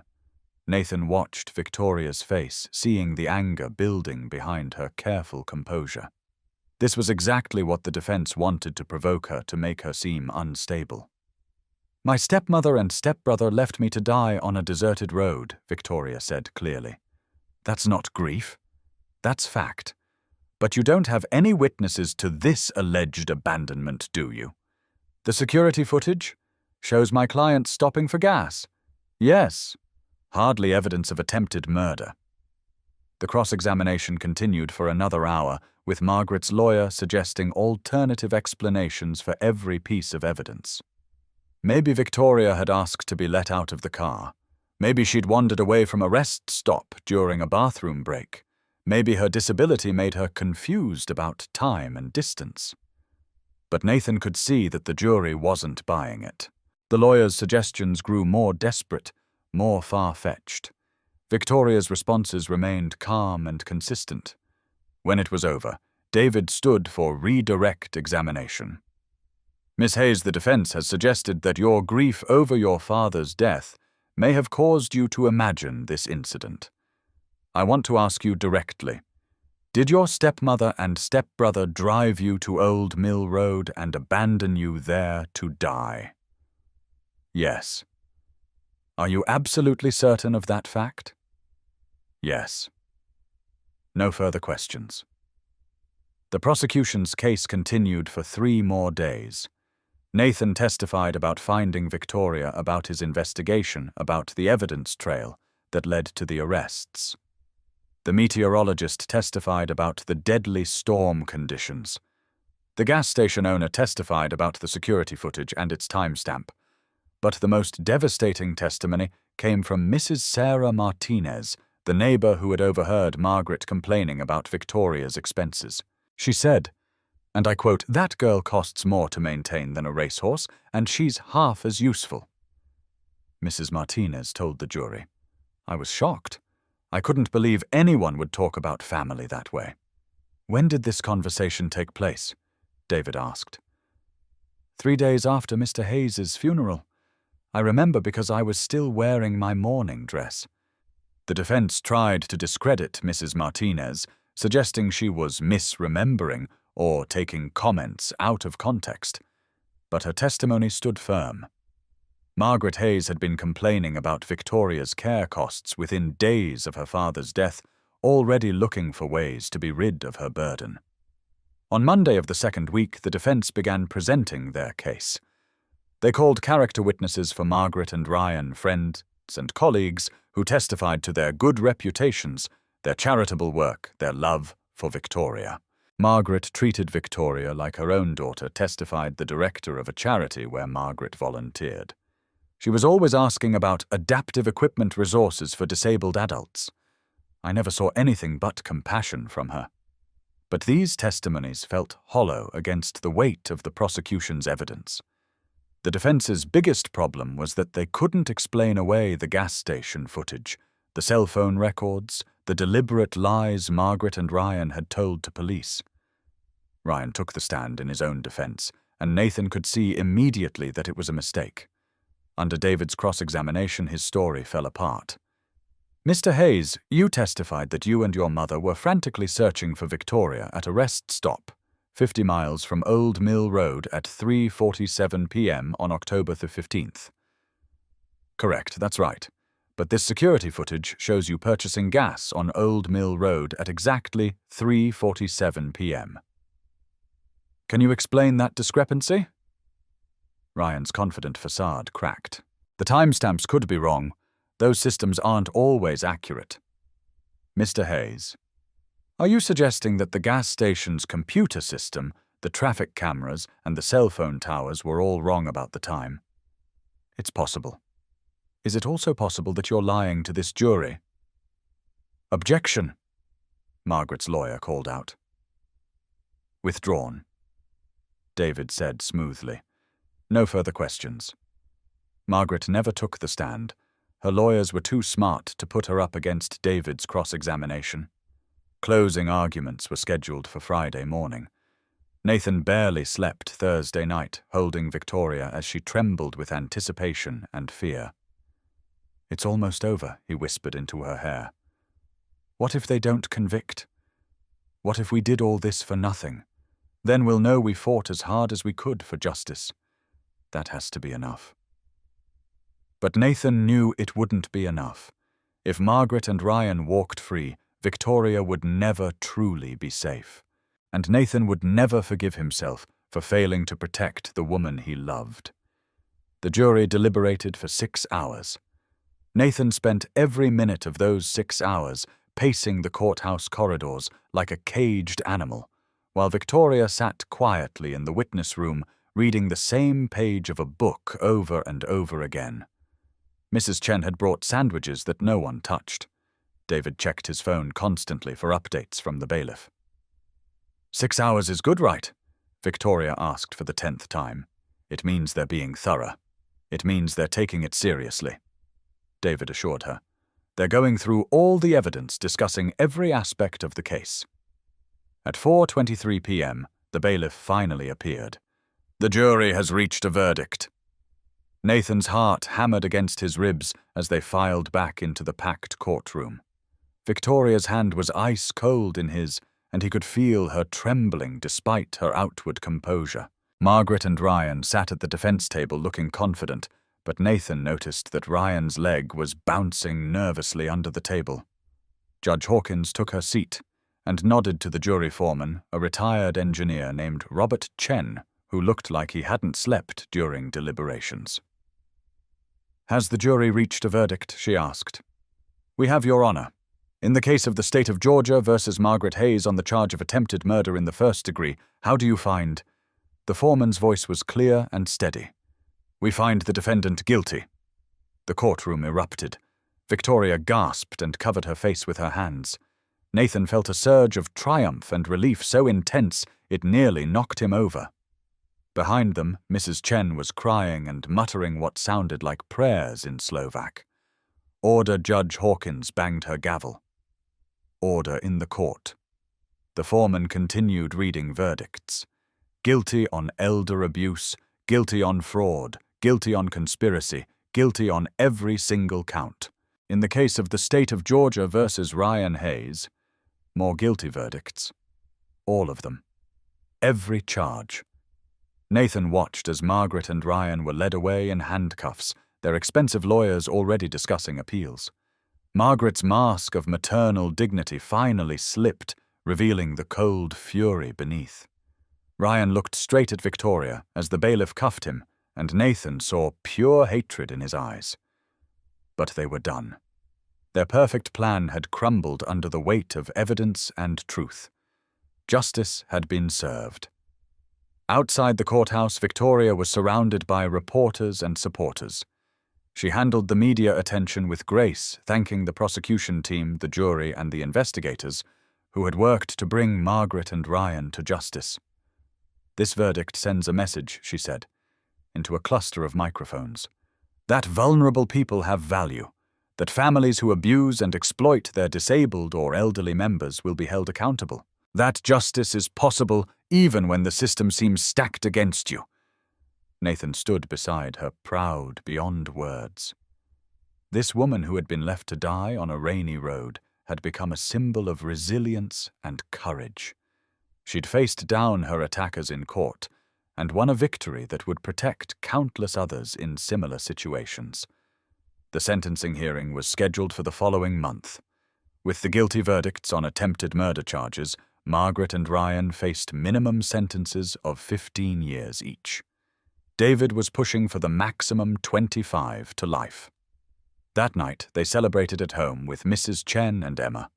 Mrs. Chen had made a feast worthy of a victory celebration, and Emma had drawn a picture of Victoria wearing a crown with the words, "Justice Winner," in purple crayon. "So what happens now?" Emma asked, as they ate cake around the kitchen table. "Are the bad people going to jail forever?" "For a very long time," Nathan said. "Long enough that they'll never be able to hurt anyone again." "Good," Emma said with 8-year-old finality. "People who try to hurt Victoria should go to jail forever and ever." Victoria laughed, the first truly carefree laugh Nathan had heard from her in months. "I love your sense of justice, sweetheart." After Emma was in bed and Mrs. Chen had gone home, Nathan found Victoria on the back porch despite the February cold, staring up at the winter stars. "Penny for your thoughts," he said, wrapping a blanket around both of them. "I keep thinking about Dad," Victoria said softly. "How proud he'd be. How relieved. He spent so many years protecting me, and now he doesn't have to worry anymore. He'd be proud of how strong you've been. How brave. I had help." Victoria turned in his arms to look at him. "I had you." Nathan kissed her forehead. "You had yourself. I just provided backup." They sat in comfortable silence for a while, holding each other, and watching their breath mist in the cold air. Nathan felt a peace he hadn't experienced since Rebecca's death. The peace that comes from knowing you've done the right thing, that justice has prevailed, that the people you love are safe. Nathan, Victoria said quietly. I want to ask you something, and I want you to think about it seriously before you answer." Nathan pulled back to look at her face. "Okay." Victoria took a shaky breath. "Will you marry me?" Nathan blinked, certain he'd misheard. "Did you just— I know it's unconventional. I know women aren't supposed to propose to men, but I've learned that life is short and unpredictable, and when you find something real, you should hold on to it with both hands." Victoria's words tumbled over each other in her nervousness. "I love you. I love Emma. I want to be part of your family, officially, legally, permanently." Nathan stared at her, his heart doing somersaults in his chest. In all his imagining of how this moment might eventually happen, he'd never pictured Victoria being the one to ask. "Victoria Hayes," he said slowly. "Are you proposing to me?" "Yes." Emphatically, yes. "Will you marry me?" "Nathan Parker." Nathan kissed her long and deep and full of all the love and gratitude and joy he felt for this incredible woman who had turned his world upside down in the best possible way. "Yes," he said when they finally broke apart. "God, yes. Of course, yes." Victoria started crying and laughing at the same time. "Really? You really want to marry me? I want to marry you more than I've ever wanted anything in my life." They kissed again, and Nathan felt like his heart might actually explode from happiness. 6 months ago he'd been going through the motions of living. Now he had love, purpose, and a future that looked brighter than anything he'd dared to imagine. "Should we go tell Emma?" Victoria asked. "She's probably still awake reading under her covers." "Let's go tell Emma." Nathan agreed. They found Emma exactly where Victoria had predicted, flashlight and book hidden under her blankets, wide awake, and clearly listening for the sounds of adult conversation. "Emma," Nathan said, sitting on the edge of her bed. "Victoria has something to ask you." Emma sat up immediately, eyes bright with curiosity and hope. Victoria took a deep breath. "Sweetheart, how would you feel if I married your dad and became your stepmom officially?" Emma squealed so loud that Nathan was sure Mrs. Chen could hear her next door. She launched herself at Victoria, wrapping her arms around her neck in a fierce hug. "Really, really, truly, you're going to be my mom." "If you want me to be," Victoria said, tears streaming down her face. "I've wanted you to be my mom since the second day you were here," Emma declared. "Mrs. Chen and I have been waiting forever for you guys to figure it out." Nathan laughed, wiping his own eyes. Well, we figured it out. When's the wedding? Can I pick my dress? Can Mrs. Chen make the cake? Can we have it in the backyard? Slow down, sweetheart, Victoria said, still crying happy tears. We'll plan everything together. Emma bounced on her bed with excitement. This is the best day ever, even better than when the bad people got arrested. Nathan pulled both his girls into a hug, feeling like his heart might actually burst from happiness. 6 months ago, his world had been grey and small, limited to work and school pickups, and the quiet desperation of a man who had forgotten how to hope. Now he had Victoria, brilliant and brave and beautiful. He had Emma, happy and secure and loved. He had a future that looked nothing like the past, and everything like a dream he'd been afraid to dream. I love you both so much, he said. We love you too, Dad, Emma said. And we love Victoria. We're a real family now. We've been a real family for months, Victoria said softly. Now we're just making it official. 3 months after the trial, on a warm May afternoon that felt like a gift from the universe, Nathan was having second thoughts about his proposal plan. He'd been carrying the ring in his pocket for 2 weeks, waiting for the perfect moment, but every opportunity seemed either too ordinary or too elaborate for what they'd been through together. Victoria was in the garden they'd planted together, teaching Emma how to stake the tomato plants that were already reaching toward the sky with the aggressive optimism of Georgia spring. She wore one of his old shirts over her sundress, her hair escaping from its ponytail dirt under her fingernails, and Nathan thought she'd never looked more beautiful. Dad, are you just going to stand there staring, or are you going to help? Emma called out, clearly exasperated with adult behavior she didn't understand. Nathan walked over to where Victoria was patiently explaining the difference between determinate and indeterminate varieties, her voice animated with the kind of passion she brought to everything she cared about.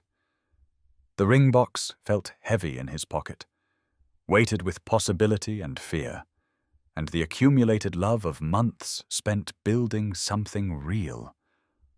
What's determinate mean? Emma asked, her hands covered in soil as she worked.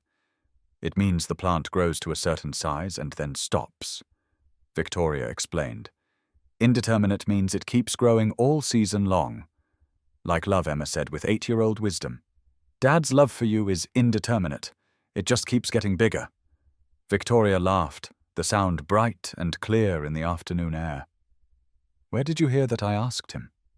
He said loving you was like watching something beautiful grow every day, and he couldn't imagine it ever stopping. Nathan felt his face flush. He'd said those words to Emma during one of their bedtime conversations, but he hadn't expected her to repeat them verbatim. Did he now? Victoria said, glancing at Nathan with sparkling eyes. Among other mushy things, Emma said importantly. Also, he talks to your picture when he thinks I'm not listening. Emma. Nathan said, mortified. What you do? You tell Mommy's picture all about Victoria and how happy we are now. It's sweet, not embarrassing. Victoria's expression softened as she looked at Nathan. You talk to Rebecca about me. Nathan sat down on the garden bench they'd installed specifically so Victoria could rest while they worked. Sometimes. I tell her about how you make Emma laugh, how you've brought joy back into our house. I tell her about your strength, your kindness, how you've made me believe in love again. What do you think she'd say? Victoria asked quietly. I think she'd tell me to stop being scared and propose already. Nathan said the words, slipping out before he could stop them. The garden went absolutely silent. Emma's mouth fell open. Victoria stared at Nathan like she wasn't sure she'd heard him correctly. Propose, Victoria whispered. Nathan's heart was hammering, but there was no going back now. He stood up and walked to where Victoria sat in her wheelchair, kneeling in the rich Georgia soil they'd worked together to prepare. I've been carrying this around for 2 weeks, he said, pulling the ring box from his pocket. Waiting for the perfect moment, the perfect words. But Emma's right, I've been talking to Rebecca about this for months. Victoria's hands flew to her mouth as Nathan opened the box to reveal his grandmother's ring, a simple solitaire that caught the afternoon light like captured fire. Victoria Hayes. Nathan said, his voice steady despite the emotion threatening to overwhelm him. You came into our lives when we needed you most. You've loved Emma like she was your own. You've made our house into a home.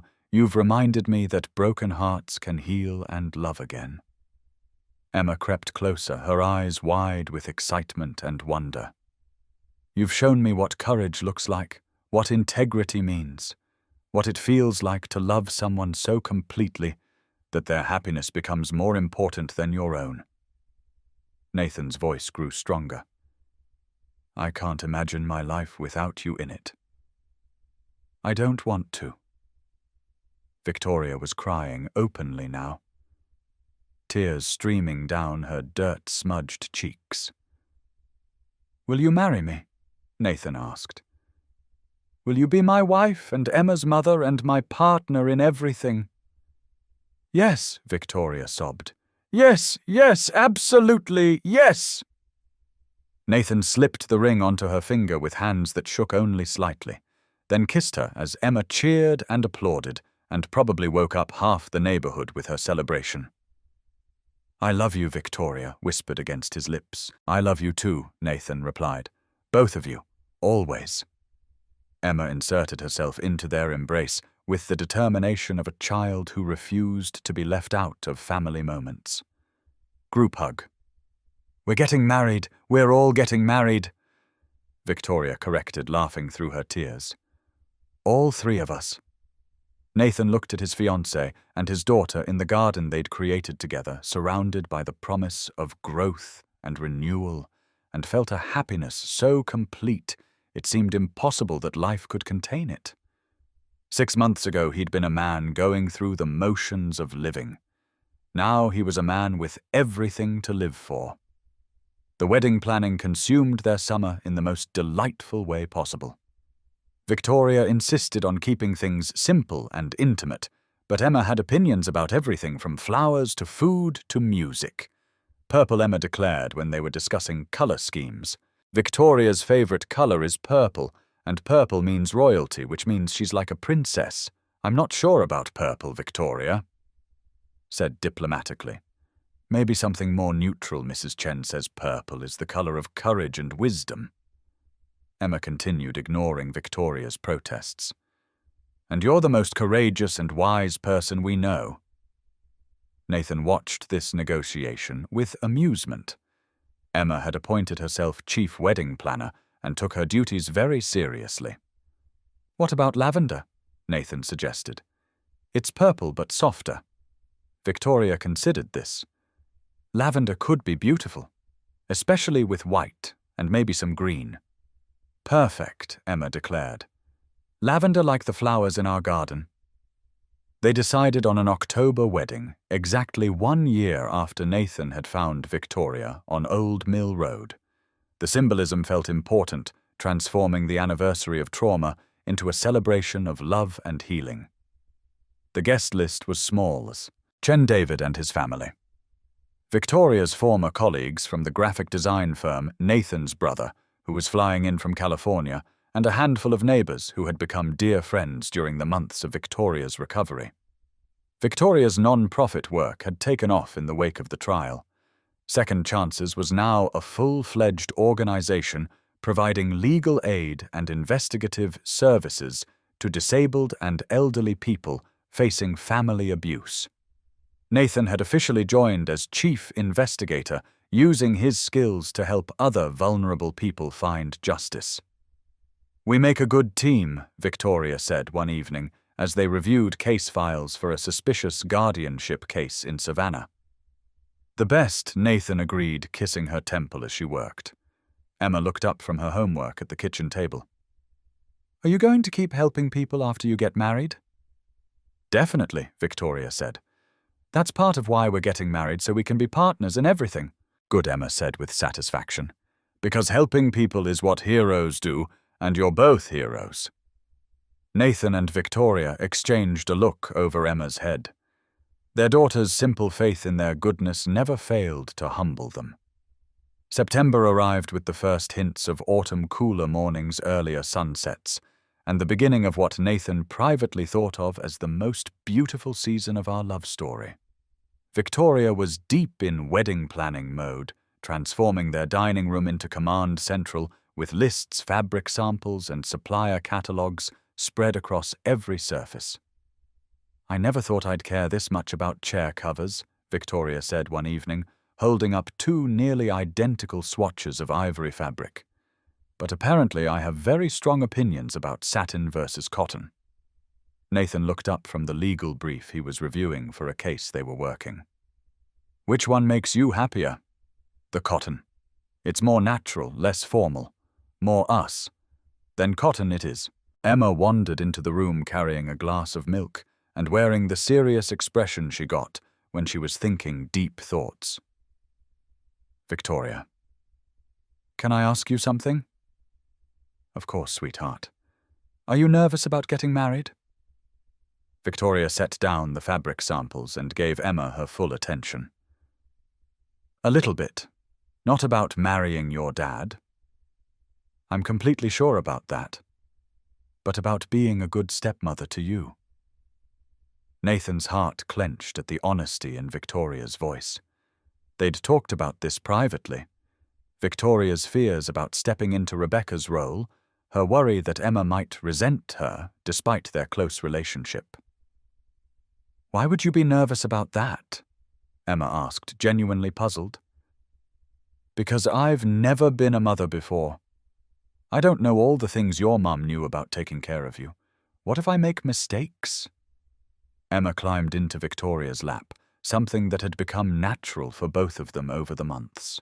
"Victoria, you've been like my mum since the day Dad brought you home. You help me with homework, you make my favorite snacks, you listen when I'm sad, you celebrate when I'm happy." "That's what mums do." Victoria's eyes filled with tears. "But I'm not replacing your first mum. I would never want to do that." "I know," Emma said simply. "You're my second mum. I'm lucky because I get to have two. Most kids only get one." Nathan felt his throat tighten with emotion. His daughter's capacity for love never ceased to amaze him. "Besides," Emma continued, "you're perfect for our family.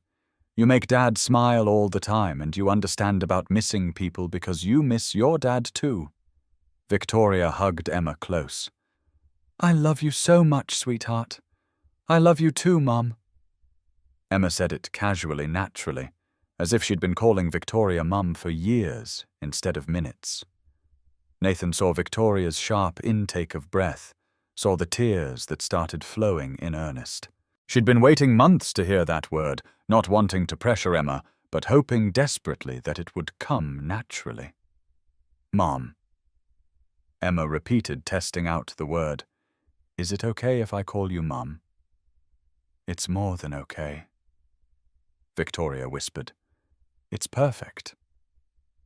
That night, after Emma was asleep, Nathan found Victoria sitting on their bed with wedding magazines scattered around her, but she wasn't looking at them. She was staring at nothing, a soft smile on her face. "Penny, for your thoughts," he said, settling beside her. "She called me Mom." Victoria's voice was filled with wonder. "For 8 years I never thought I'd hear a child call me Mom." Nathan pulled her against his side. "You've been her mom in every way that matters for months. Now it's just official. I know. It's just—" Victoria struggled to find the words. "When I became paralyzed, I thought I'd lost the chance at a normal life. Marriage, children, family, none of it seemed possible anymore. And now I'm marrying the love of my life and gaining a daughter who chose to love me.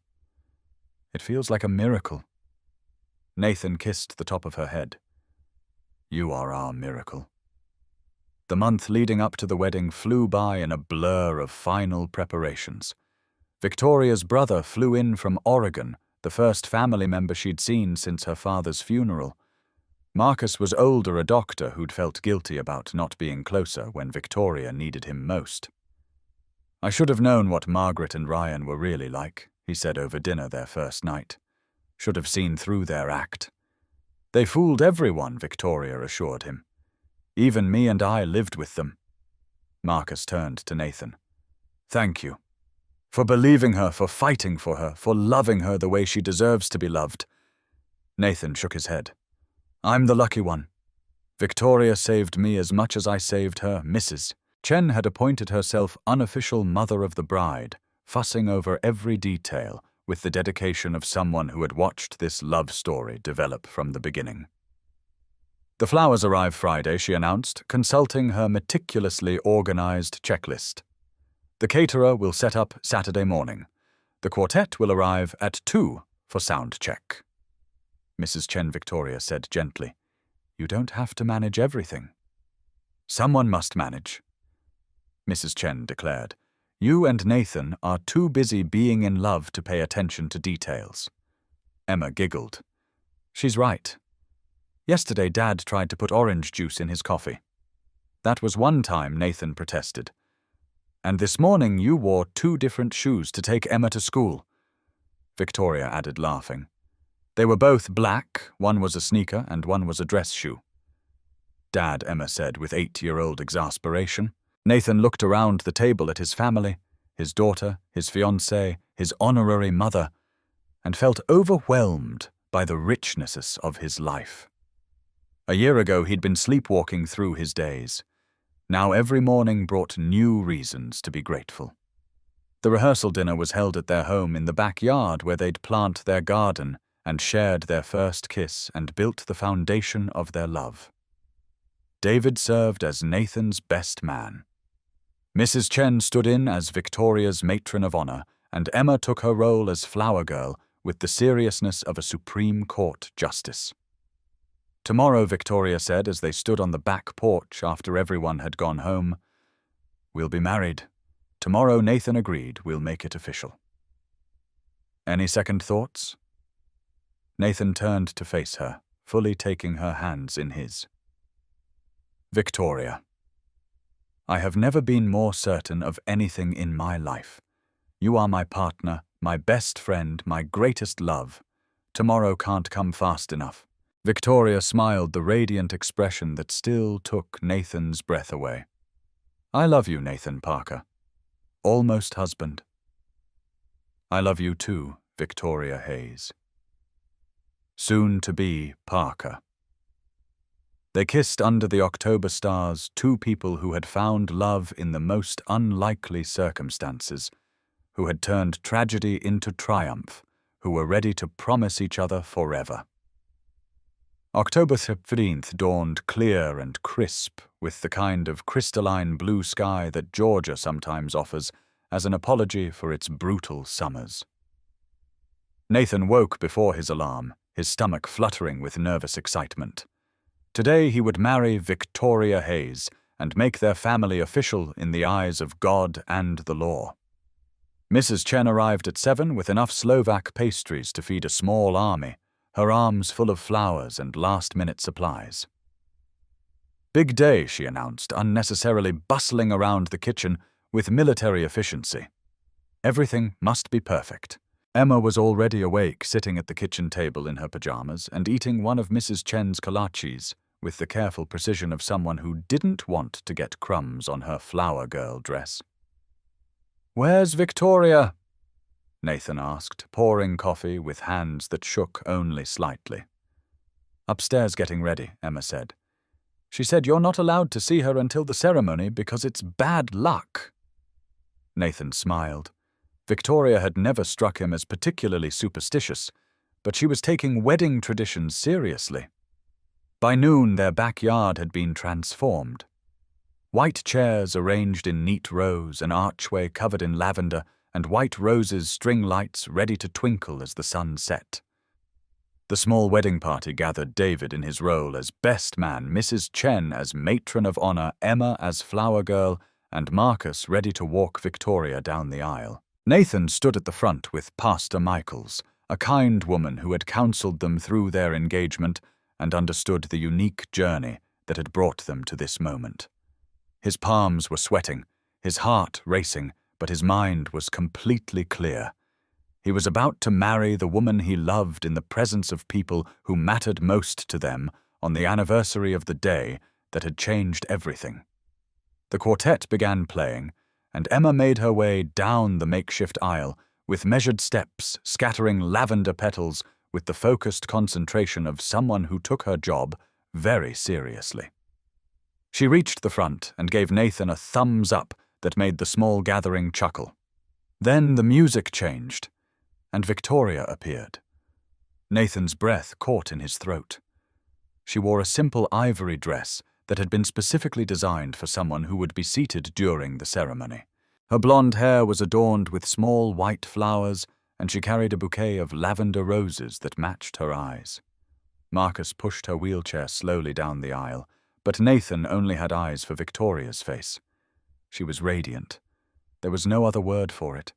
She glowed with happiness and love and the profound joy of someone who had never expected to have this moment, but was now living it fully.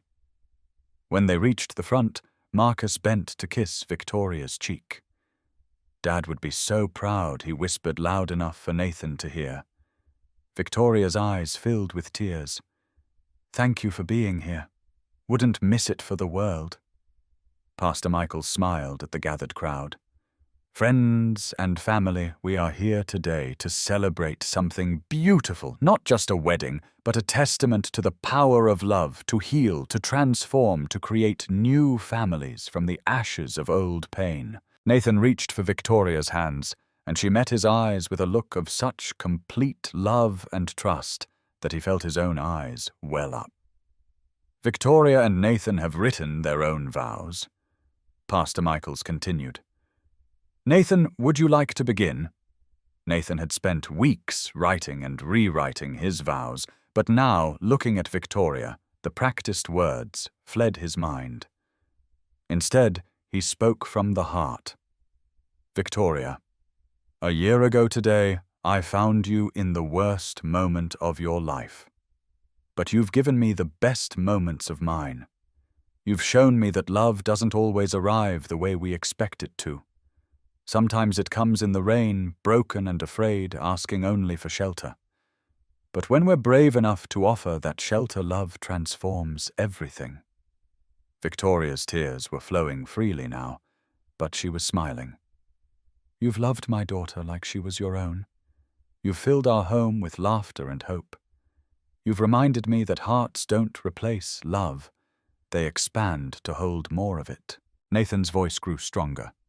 I promise to protect you, to cherish you, to be worthy of the gift you've given me. I promise to fight for justice alongside you, to support your dreams, to love you fiercely for all the days of our lives. Victoria squeezed his hands, then began her own vows, her voice clear despite her tears. Nathan, you stopped when everyone else would have driven past. You saw me, really saw me not as a victim or a charity case, but as a person worth saving. You fought for me when I'd given up fighting for myself. You gave me a family when I thought I'd never belong anywhere again. She looked at Emma, who was crying happy tears of her own. You both taught me that love isn't about grand gestures. It's about showing up day after day through good times and hard times. It's about choosing each other every morning and meaning it. Victoria's voice grew strong with conviction. I promise to love you completely, to support your dreams, to be the partner you deserve. I promise to cherish Emma and be worthy of the gift of being her mother. And I promise to never forget that we found each other in the darkness and chose to build something beautiful together. Pastor Michaels wiped her own eyes before continuing.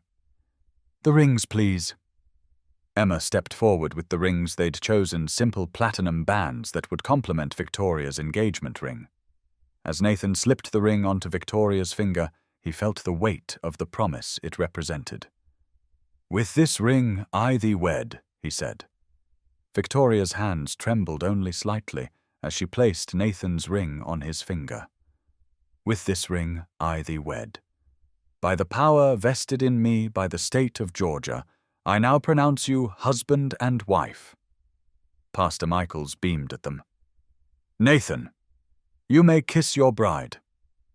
Nathan leaned down to kiss Victoria, and as their lips met, the small crowd erupted in applause and cheers. Emma shouted, finally loud enough to be heard 3 blocks away, and Mrs. Chen started crying in earnest. When they broke apart, Nathan and Victoria were both laughing and crying at the same time. "I love you, Mrs. Parker," Nathan whispered. "I love you too, Mr. Parker," Victoria replied. The reception was held right there in the backyard under the string lights that twinkled like stars as the sun set. Mrs. Chen had outdone herself with the food, and David's toast had everyone laughing and crying simultaneously.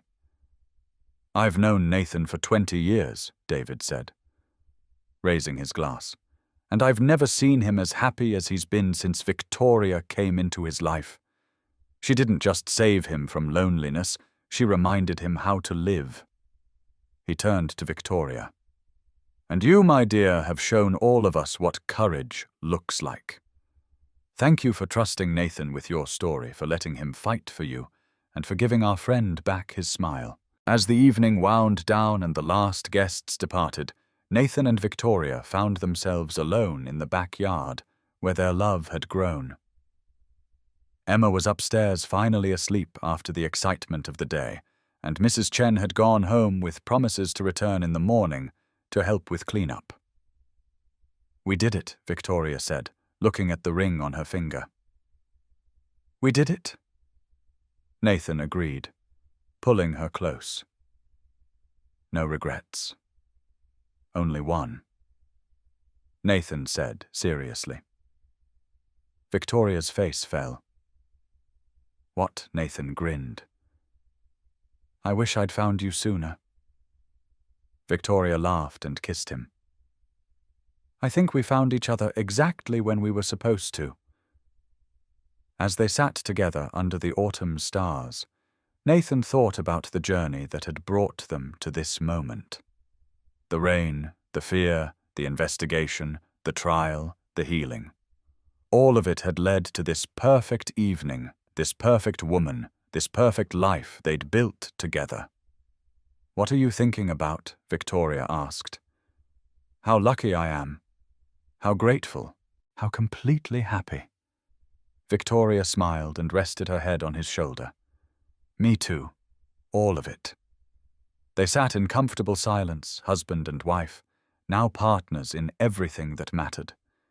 The past year had been a whirlwind of trauma and triumph, of fear and love, of justice and healing. But tonight, all of that felt like prologue to the real story, the story of their life together.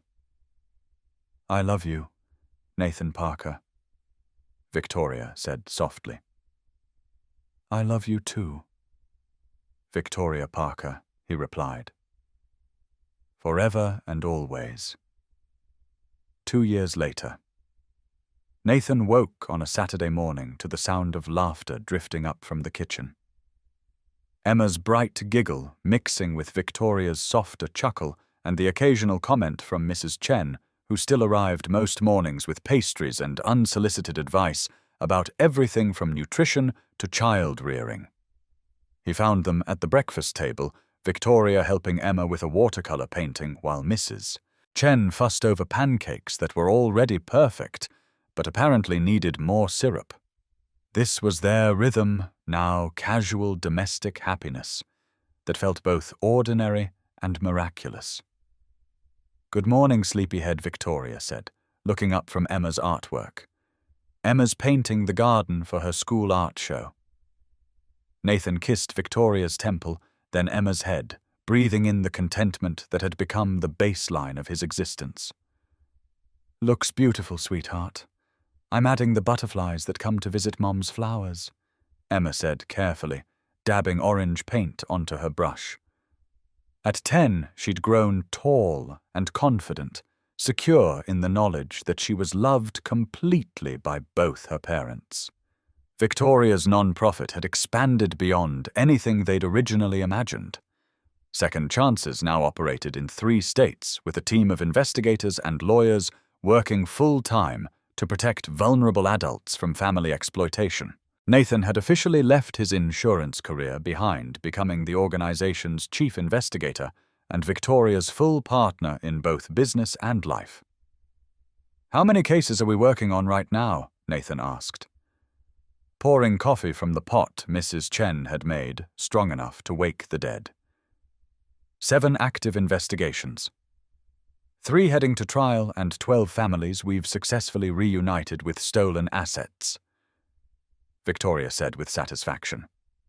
"The Williamson case in Savannah settled yesterday. The son agreed to return his mother's entire inheritance and pay for her care for life." Emma looked up from her painting. "Are you going to help Mrs. Patterson next door? I heard her telling Mrs. Chen that her nephew is being mean to her about her house." Nathan and Victoria exchanged a look. Emma had developed a keen sense for detecting injustice, probably from growing up around their dinner table conversations about cases. "We'll look into it," Victoria promised. "No one should have to worry about family members taking advantage of them."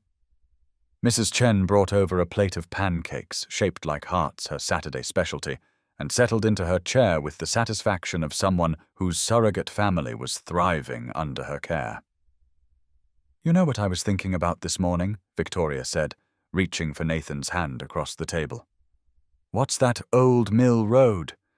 I drove past there yesterday on the way back from the Douglasville case, and it's completely different now." Nathan squeezed her fingers. The state had finally allocated funds to improve the rural infrastructure, turning the forgotten road into a proper highway with safety barriers and regular maintenance. "Different how?" "There's a rest stop there now with bathrooms and phones and a covered pavilion. There's even a sign that says, 'In memory of William Hayes. A father's love lives on in the lives he protected.'" Nathan felt his throat tighten with emotion. The memorial had been Victoria's idea, funded anonymously through her inheritance, designed to provide shelter for any other stranded travelers who might find themselves on that stretch of road. "That's beautiful, Mom," Emma said softly. "Grandpa William would like that, wouldn't he?" Victoria's eyes filled with tears, as they always did when Emma referred to her father as Grandpa. "I think he would. I think he'd be proud of what we've built." After breakfast, they worked in the garden that had become their sanctuary. Emma had her own section now where she grew flowers specifically chosen to attract butterflies and bees. Victoria tended to the vegetables with the patience of someone who understood that good things take time to grow. Nathan handled the heavier work, but mostly he just enjoyed watching his wife and daughter together, their blonde heads bent over seedlings, their easy conversation filling the morning air. "Dad," Emma said as they were finishing up, "I have a question." "Shoot." "Do you think Mom's first mom and Grandpa William are friends in heaven?" Nathan looked at Victoria, who was smiling through fresh tears. "I think they probably are, sweetheart. I think they're both proud of the family we've made." "Good," Emma said, with 10-year-old certainty. "Because we're pretty great." Nathan laughed, pulling both his girls into a hug right there in the dirt and sunshine. "We really are." That evening, after Emma was in bed and Mrs. Chen had gone home to her own apartment, Nathan and Victoria sat on their back porch with glasses of wine watching fireflies blink in the gathering darkness. This had become their ritual, the quiet end to busy days, the time when they shared their thoughts and dreams and gratitude for the life they'd built together. "Any regrets?" Nathan asked the question he'd posed on their wedding day and continued to ask periodically, not because he doubted her answer, but because he still couldn't quite believe his good fortune. "Only one," Victoria said, echoing his response from 2 years earlier. "What's that?" Victoria turned to look at him, her eyes soft in the porch light. "I wish my father could have met you, could have seen how happy you make me." Nathan brought her hand to his lips, kissing the ring that marked her as his. "I think he knows.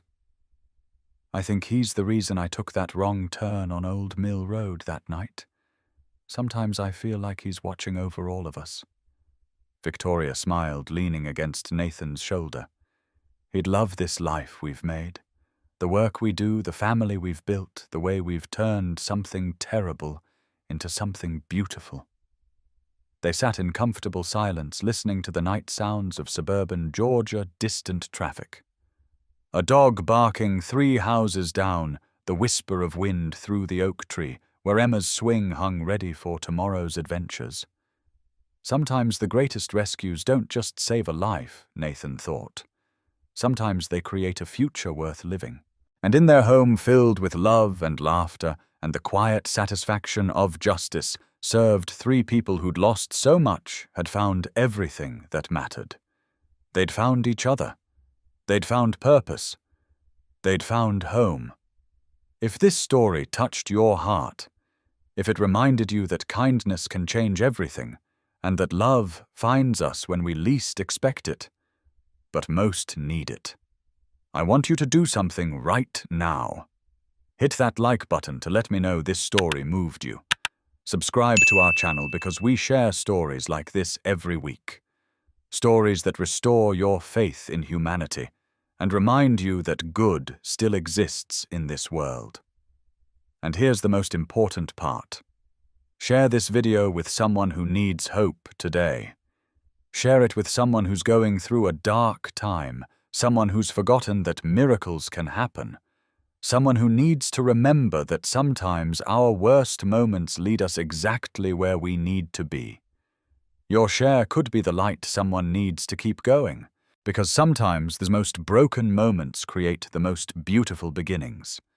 Sometimes saving someone else is exactly how you save yourself.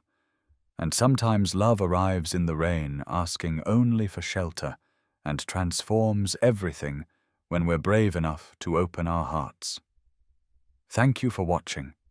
Thank you for caring, and remember, you never know whose life you might change with a simple act of kindness. See you in the next story.